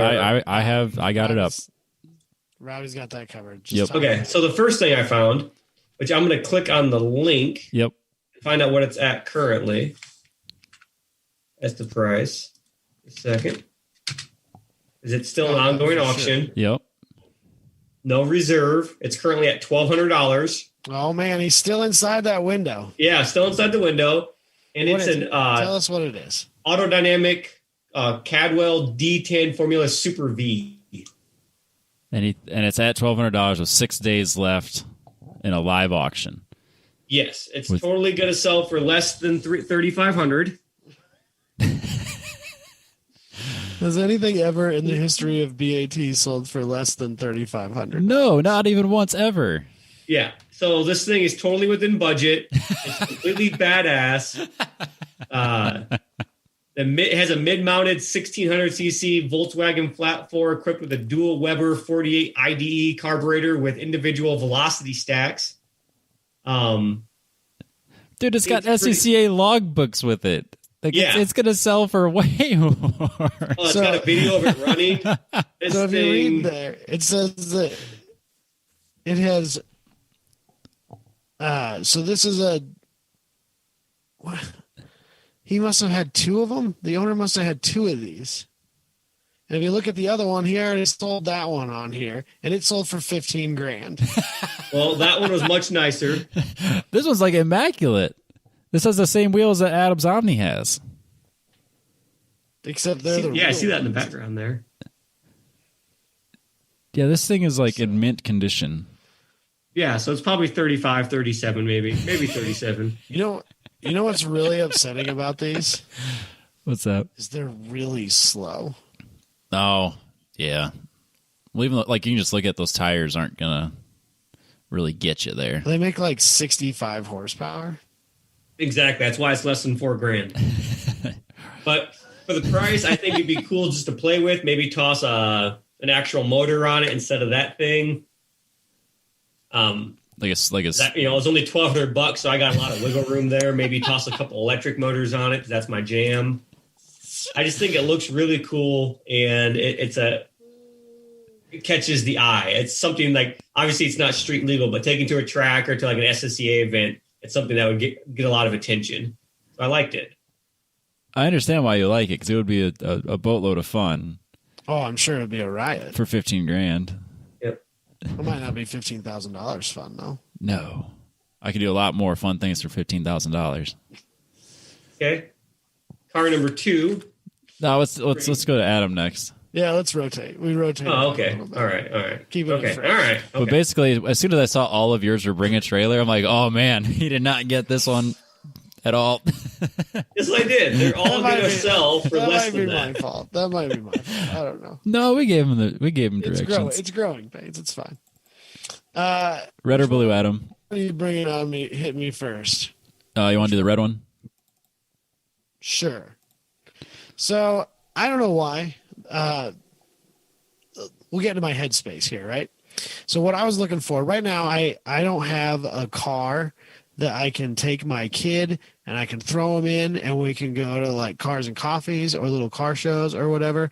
And he really likes doing that kind of stuff. So that's kind of where I wanted to be, right? I kind of wanted a car that's like, it doesn't need to be anything too nice or fancy or fun. It just needs to be kind of cool and silly and ridiculous and be able to transport my son. So for whatever reason here recently, I have been kind of strangely attracted to third-gen Camaros and Firebirds. Go on. I figured that somebody was going to... Are you growing out your mullet as well? I mean, yeah. Have you started smoking Marlboro cigarettes? No, I mean, have you started smoking Camel cigarettes? Not yet, no. I mean, give me some time. Have you been listening to a lot of White Snake? I mean... Have I ever stopped listening to 80s hair metal? That's fair. This is on brand more than I realized. Yeah, exactly. Dad rock is my life. So originally I was trying to find a Firebird because my allegiances still lie with Pontiac, but I was kind of striking out in the Pontiac realm. without buying a car that was way too nasty. Yeah. And not being able to get it back up to like being in reasonable condition within the budget. So that was the trouble I was fighting. So I came across this. It's a 92 Camaro RS. It's not my first choice in third gens. It's not really my first choice in colors. It's red, as is almost all 80s Camaros, 80s and early 90s Camaros. They seem to always be red. That's fine, whatever. It's got a 5.7 liter engine that came out of a 95 Corvette Stingray in it. It's not hooked up yet. He says that they pulled it out of a running car and put it into this car, but it is not wired and plumbed in yet. So it's $3,500. It leaves me with $507 in budget. I figured, yeah, I know it came out of a running car. It's not going back in as a running engine because that's not how life works. So it's going to need a little bit of work. Who knows what it's going to need? There's where my $500 is going to go. How many pictures did they have? One. So we don't know that there's an engine or what parts are missing. Based on previous rules, if there's not a picture of the engine or interior, we have to assume they're not there. None of this stuff was explained to me. You've listened to the podcast before. Things change. But I don't know, man. Like I said, I was not really that happy with any of the things that I found. They were all too much. First I started looking in Iowa, and everything I found was rusted out hunks of shit. Yeah. And so then I focused my search 500 miles around Austin, Texas. And because I figured, worst case scenario, at least it's relatively clean. And this was the best I could come up with. So I'm not proud. No, honestly, this would be my runner-up of my two options. Yeah, that's why we started with it.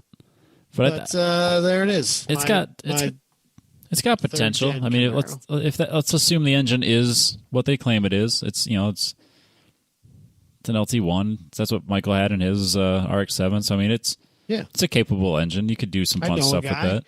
If I'm having troubles, I can call somebody, phone a friend, if you will. So I mean, like if it comes with the transmission, the radiator, and like everything to just hook it up, it wouldn't be that big a deal to just hook it up and run it.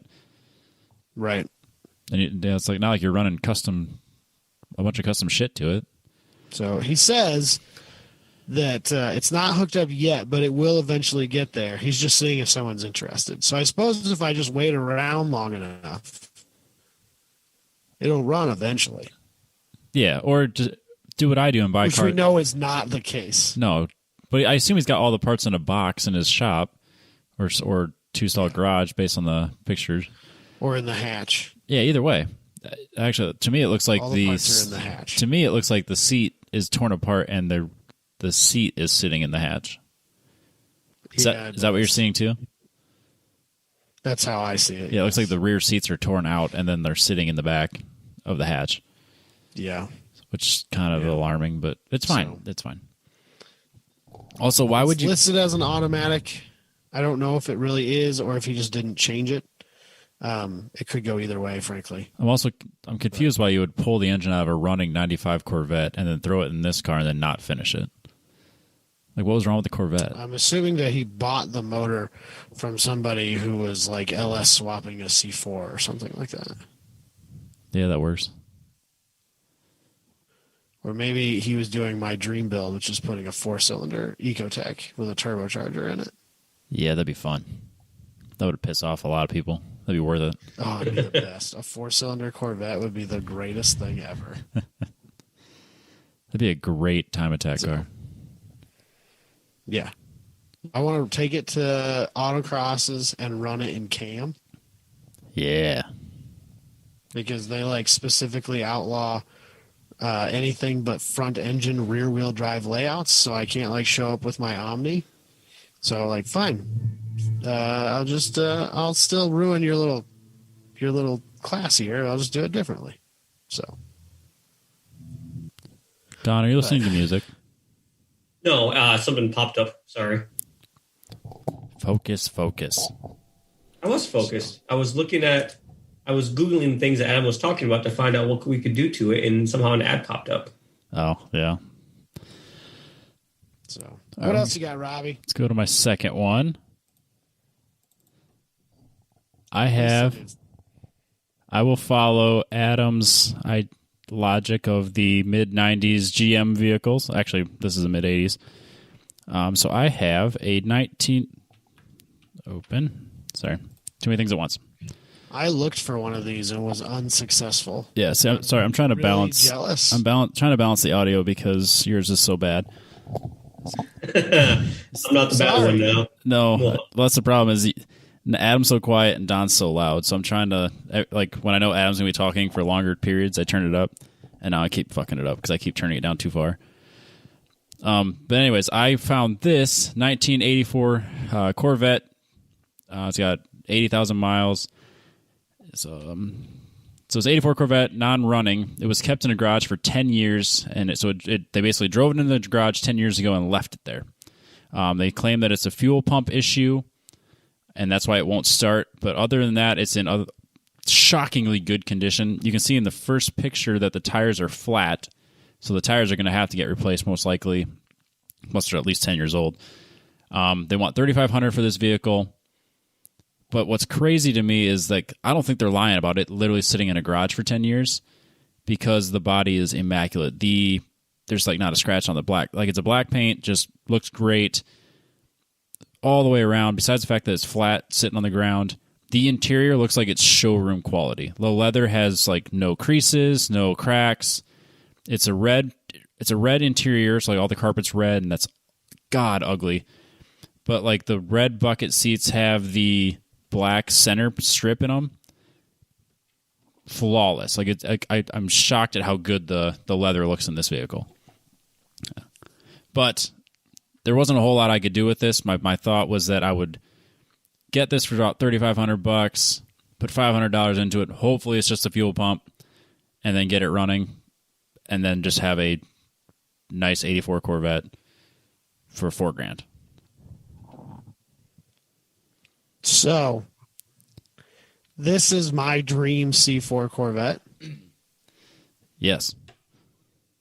It has the terrible body kit that I want on it. It has the body kit. Aftermarket body kit. It has the aftermarket. It has the wing. The wing is terrible, and I love it. Yep, it's all ricer and shit. The only thing that could be better about this is if it wasn't red interior and it was a manual. Yeah, but this is perfect. I desperately want this. It has the saw blade wheels. It has the wheels. The wheels are perfect. Oh my god, I love it.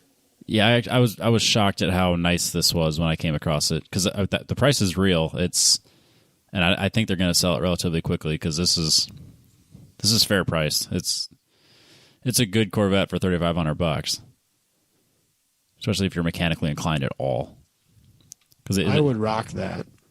For sure. Yeah, and it just looks like it's sat for 10 years and things have started to go wrong. So you just spend a few weekends just replacing a handful of things and getting it fresh. And yeah, I think this would be a really good vehicle. Realistically, you wouldn't want to spend just $500 on it. You'd probably want to spend probably closer to $2,000 getting it all running, not counting tires, which is crazy because those tires look like they are brand new tread, but I wouldn't trust them. Yeah.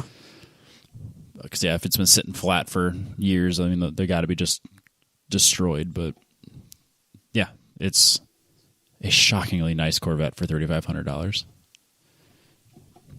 Where did I say this was at? So anyone that's listening can go quick sneak this out of there. Yeah, Illinois. Yes, I think all my stuff was relatively close. This is in Loves Park, Illinois.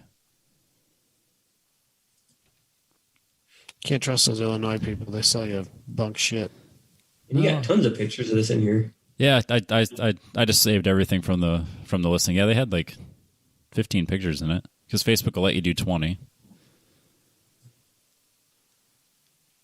That's cool.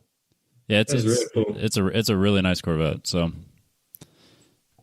So far I've taken a commanding lead with this challenge. I'm pretty sure that thing I posted or the C10. No. Yeah. your Spec V or whatever. Yeah, the D10. Yeah, yeah, D10. Yeah, your Super V. Formula Super V, yeah.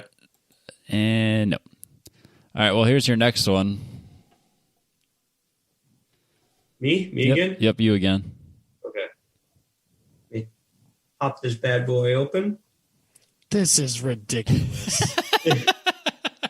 Oh my God. It's a 1979 Buick Century Sport Wagon. This Buick Century Sport Wagon was sold new. Okay, don't care about that. What's its current bid? It's around our price range. And this car is finished in white over tan, is powered by a 4.9 liter V8 Pontiac motor. I did not know that this is. I didn't know this existed, and that's what caught my eye about it. Yeah.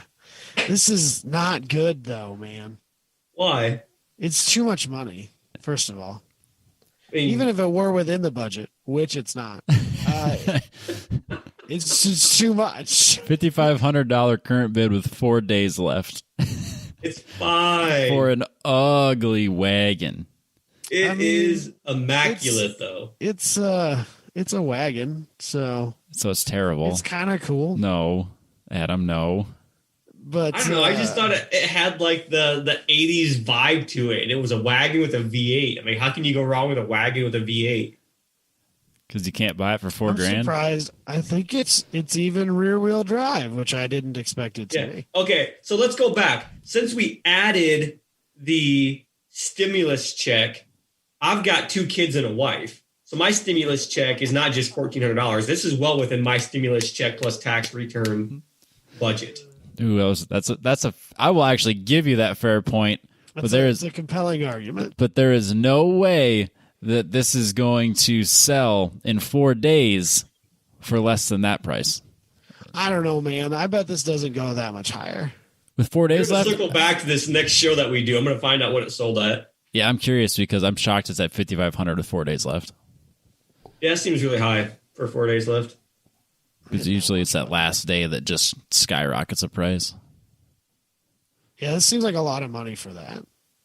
And not because I don't know necessarily that it's not worth money, as much as there's not a lot of people that are jonesing for a 1979 Buick Century Sport Wagon. Right. Oh, I'm jonesing for it hard.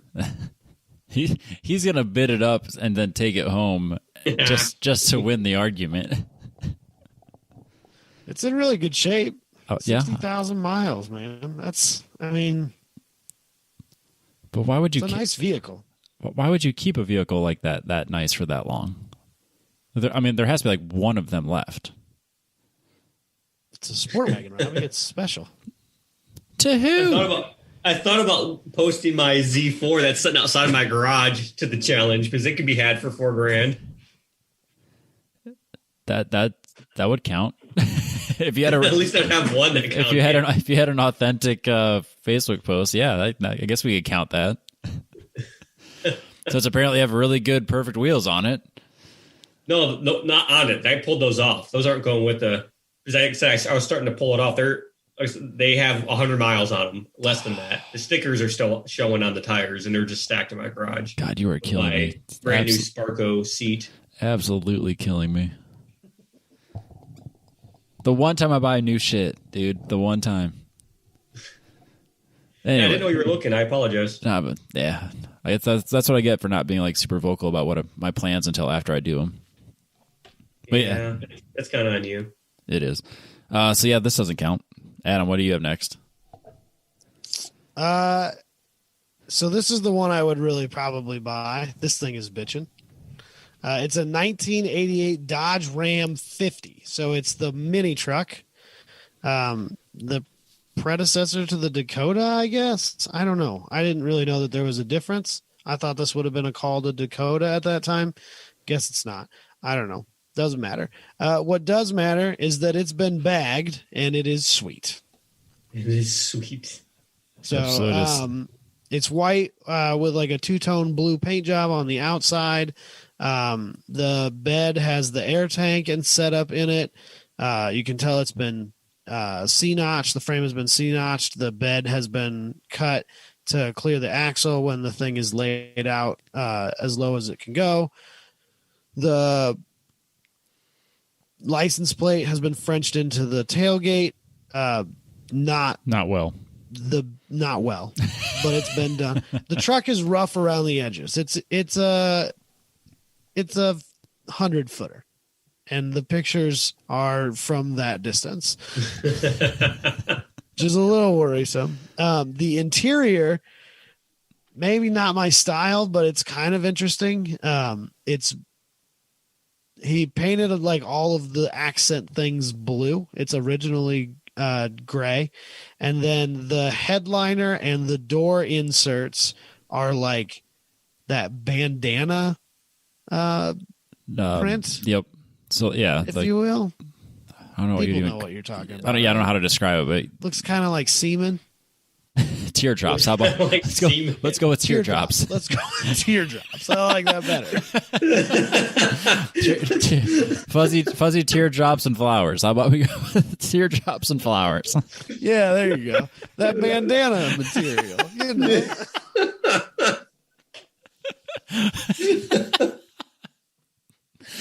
So, yeah, that's the roof, the headliner and stuff. And I mean, it's just it's an extended cab, which isn't really ideal for, being able to throw a kid in it. He'll either have to, I assume it's got those stupid jumper seats that fold out of the sides.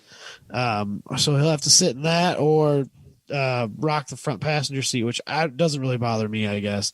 Some people seem to be real worried about that sort of stuff, but it doesn't really bother me. So either way, like this thing's just kind of would be like a cool, like go to work, parts runabout, beater bagged mini truck. No, this is something you take to Park and Pound.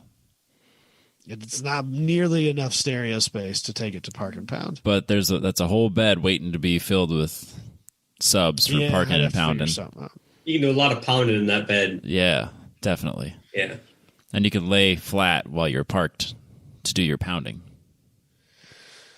God damn it, Robbie. Of all the things that you've latched onto from years, it's an event that I've never even attended. Yeah. But you brought it up. Here in Des Moines called Park and Pound. There is one thing I noticed, the Amazon steering wheel that should go unless you want to die in a car accident. And then also the horn button is the shocker symbol. Nice. So I mean, are you surprised? Just to class it up a little bit, you have. Are you surprised? No. So I guess you could turn into the into the skid a little bit, and you could add a shocker sticker on the bumper, I guess, if you want to just make sure everyone knows. Yeah, everyone knows. Back in the day, there was a car audio company called Shocker, and their dust caps had that logo on them. So I think you just steer all the way into it. I suppose you could be the shocker ram at Park and Pound. At the Park and Pound, absolutely. Man, you get so many girls just flocking to that thing. Dude, save some for the rest of us. With my Seaman headliner. Yeah. Oh man.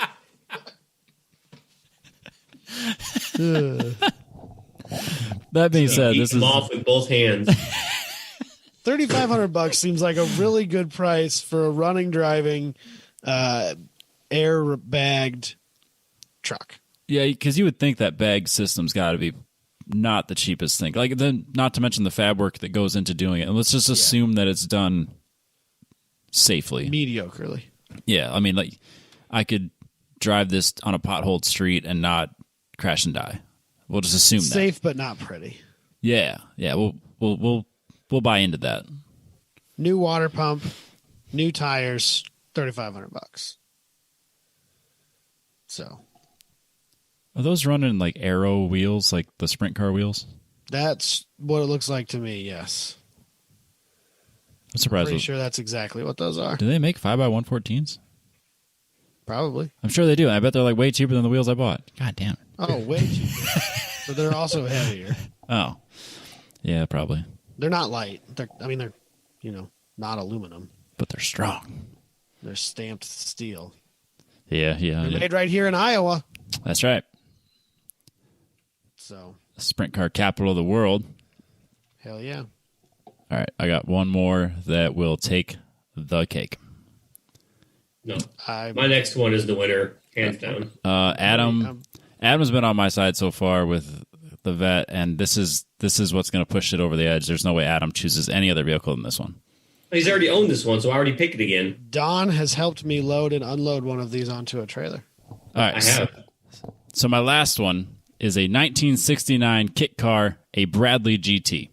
This Bradley GT is a great project car that needs to go. It's $1,650 firm. Damn. However, no title. That's a problem. It's been sitting for 30 years. And it's got a windshield crack. So that leaves me with like $2,400, $2,350 to get it running. But it's a complete car. Yeah, but that fiberglass is so sun-beaten, it's going to be cracked everywhere. You're going to have to re-glass the whole thing. Dude, I am good at fiberglass. I could do that for like $150. It's complete, though. It's not broken or cracked. That's the thing. I can fix that. The hardest part about Bradley GTs is the door/window things. Yeah. And both of those, not only are they there, but they appear to be in relatively good shape. Dude, I'll bet those are worth $1,650 by themselves. It says the driver's and windshield is cracked. So I think the driver's door window thing is cracked. Oh, okay. I don't see the picture where it Oh, yeah, I think I do.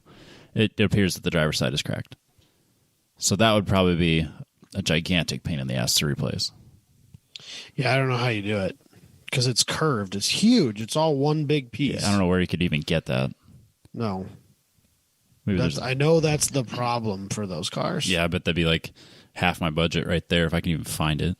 Like when I was looking at fixing mine, it was basically just because it didn't have either side. It was basically decided that was it was going to be a vehicle you don't drive when it's raining. Maybe that would be to stay within my budget, I'll just take both of those off, and now it's a T-top car with the windows down all the time. Hell yeah. Because we like to party. But I thought, I couldn't believe the price for $1,600, and I mean, that's $1,650 more than I paid for mine. But mine was literally just a shell. It didn't have a body underneath it. Yeah, or a chassis underneath it. Yeah, this is a chassis and an engine. And it ran at one point.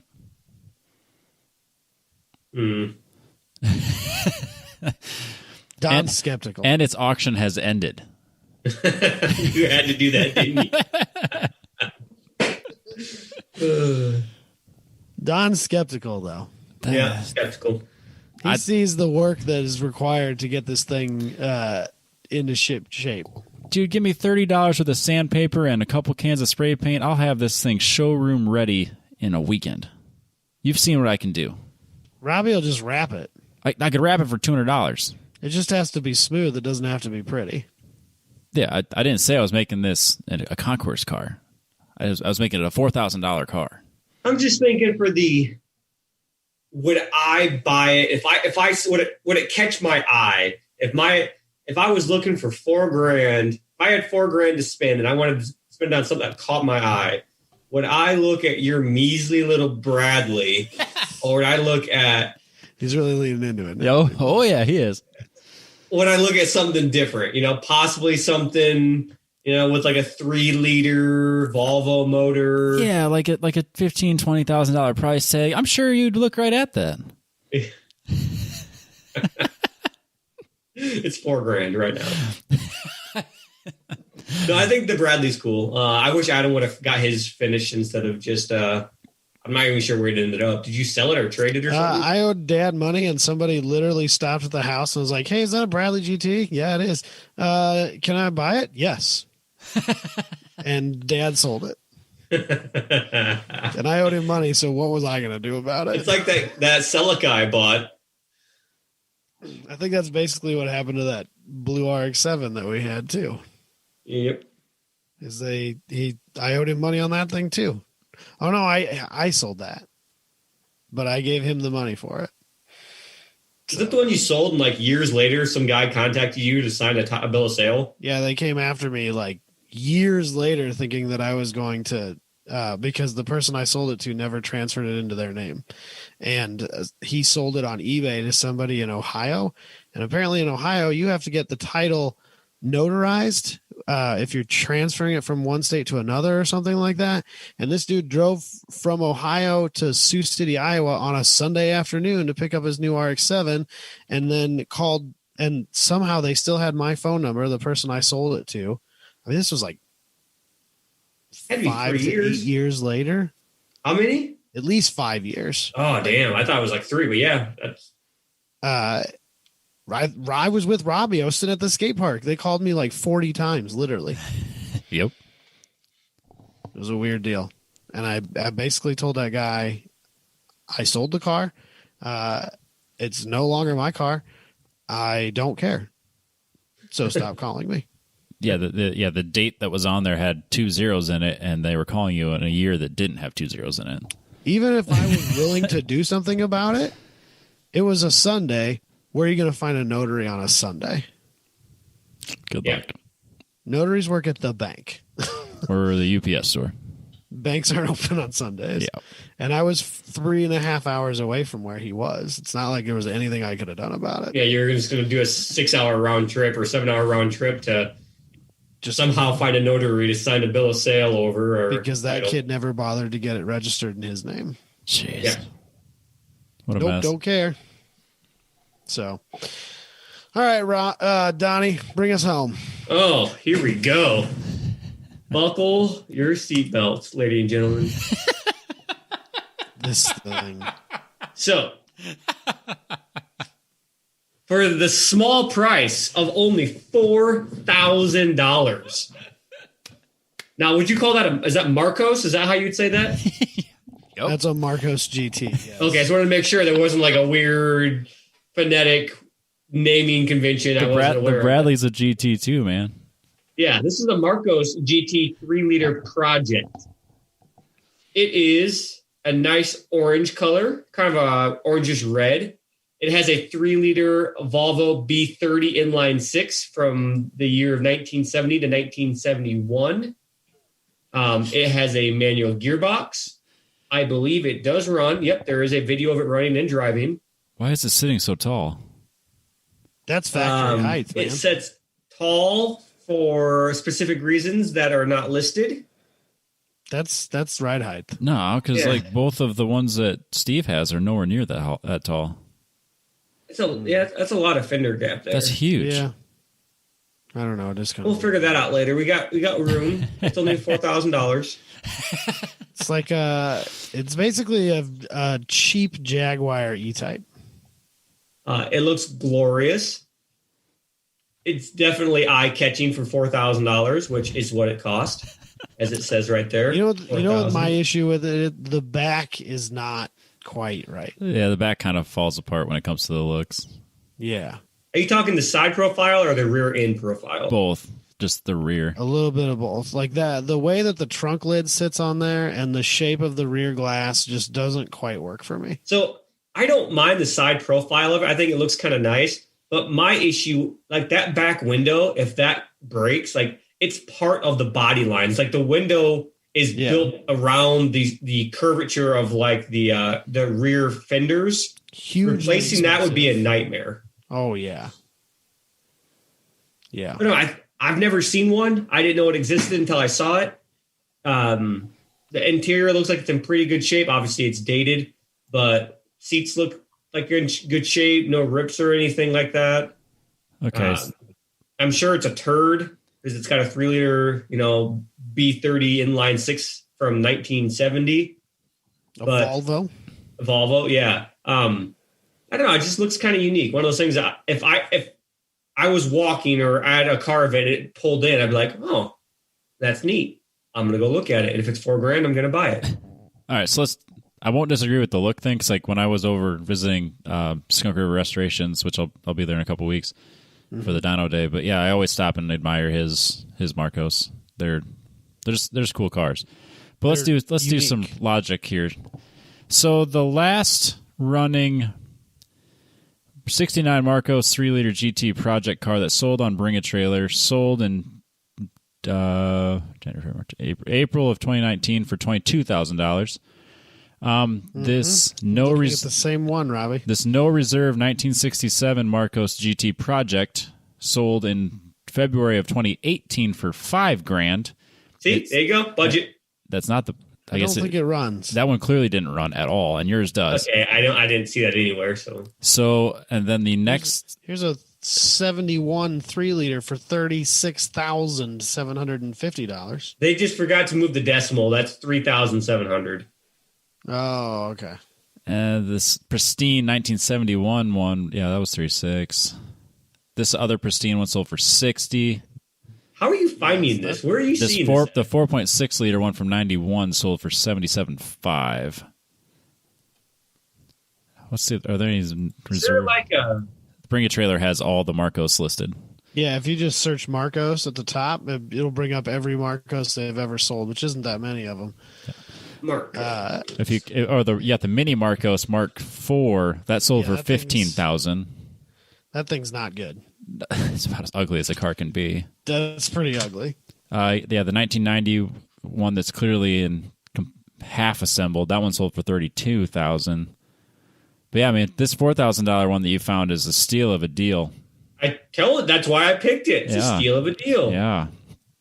Yeah, this 1967 one that's clearly not finished at all. I don't know if it does it even have an engine.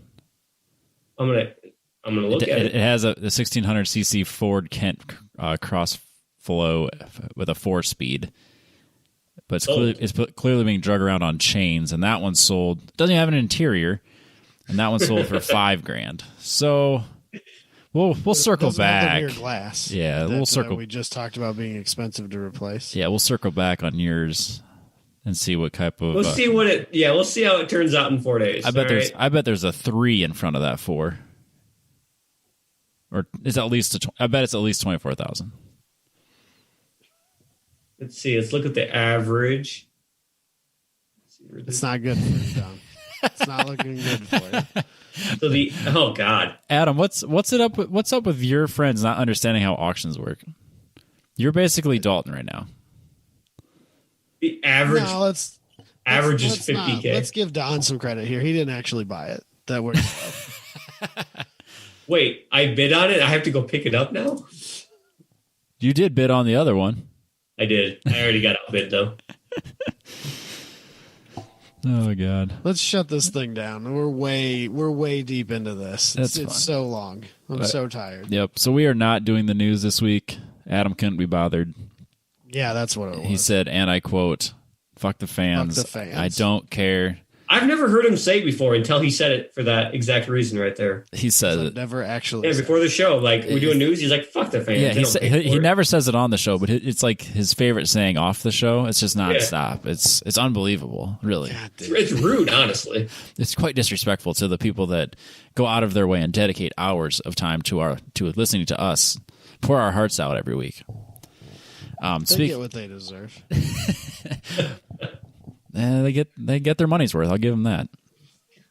But how about this? We'll segue straight from there. Speaking of getting your money's worth, head over to apextrackcoach.com and get your Apex Track Coach or Apex Pro unit and get your money's worth of data. This is the best data logger system that money can buy. At $450, it's about the best value in all of data. So if you want to use the code 1010s, get a free window mount and help support the show. Get yours before the track season starts because it is rapidly approaching. In case you hadn't noticed, you probably have a track day scheduled probably within the next 4 to 8 weeks. So if your car's not ready, you should probably do that, Dalton. So just keep in mind how fast you're going to be wishing you had data acquisition. You should probably order your data, your Apex Pro data unit now at apextrackcoach.com. Use the code 10tenths, Dalton, and you can have your own. And then they also have this nifty little OBD2 interface unit that works perfectly with the app. So you get all of the readouts from your car, like throttle position, speed, coolant temp, stuff like that. Anything that your OBD2 system has, you can use that as well and include it in your data review. And it works seamlessly with the app and the data logger. So if you want to get in on that, apextrackcoach.com. Again, the code is 10tenths. That's all I got, guys. It's been another long show that we've... Too long. We've kind of... I remember how we were always like, yeah, it's, hour max, hour and a half max. And then, now it's 2 hours and 15 minutes every week. Yeah. Hey, your internet's back, though, Adam. I appreciate that. Now that the show's over. Well, I'm glad. That's because my kid probably finally went to sleep. Family must have went to bed, so they stopped streaming. Yeah, exactly. He's on spring break, so we've just thrown bedtime out the window, apparently. It happens. So. But yeah, that's all I got this week. We'll figure out what we'll do for next week. Probably next Wednesday. Well, thanks again for having me on the show again. Yep. Well, the host has to be here, Don. So yeah, you need to. That's kind of a thing now. Yeah, you have to lead us into podcasting awesomeness. Oh man, I'll definitely bring some fun stories to the table. I generally have at least one or two good adventures every month that will be fun to talk about. Somebody is selling a 400-mile Cobalt SS on Bring a Trailer right fucking now. What's it going to go for? Too much? It's at $8,100 right now with 17 hours left. Jeez. We're going to buy it. Do it. How many miles are on it? 400. How? I wouldn't buy that car if I had the money. That should break down on my way home. Wow. I bet it has a sign on it that says factory tires. Like that crappy Viper. Yeah. Anyways, all right. let's shut this down. We'll see you guys later. Yep. Catch you guys next week.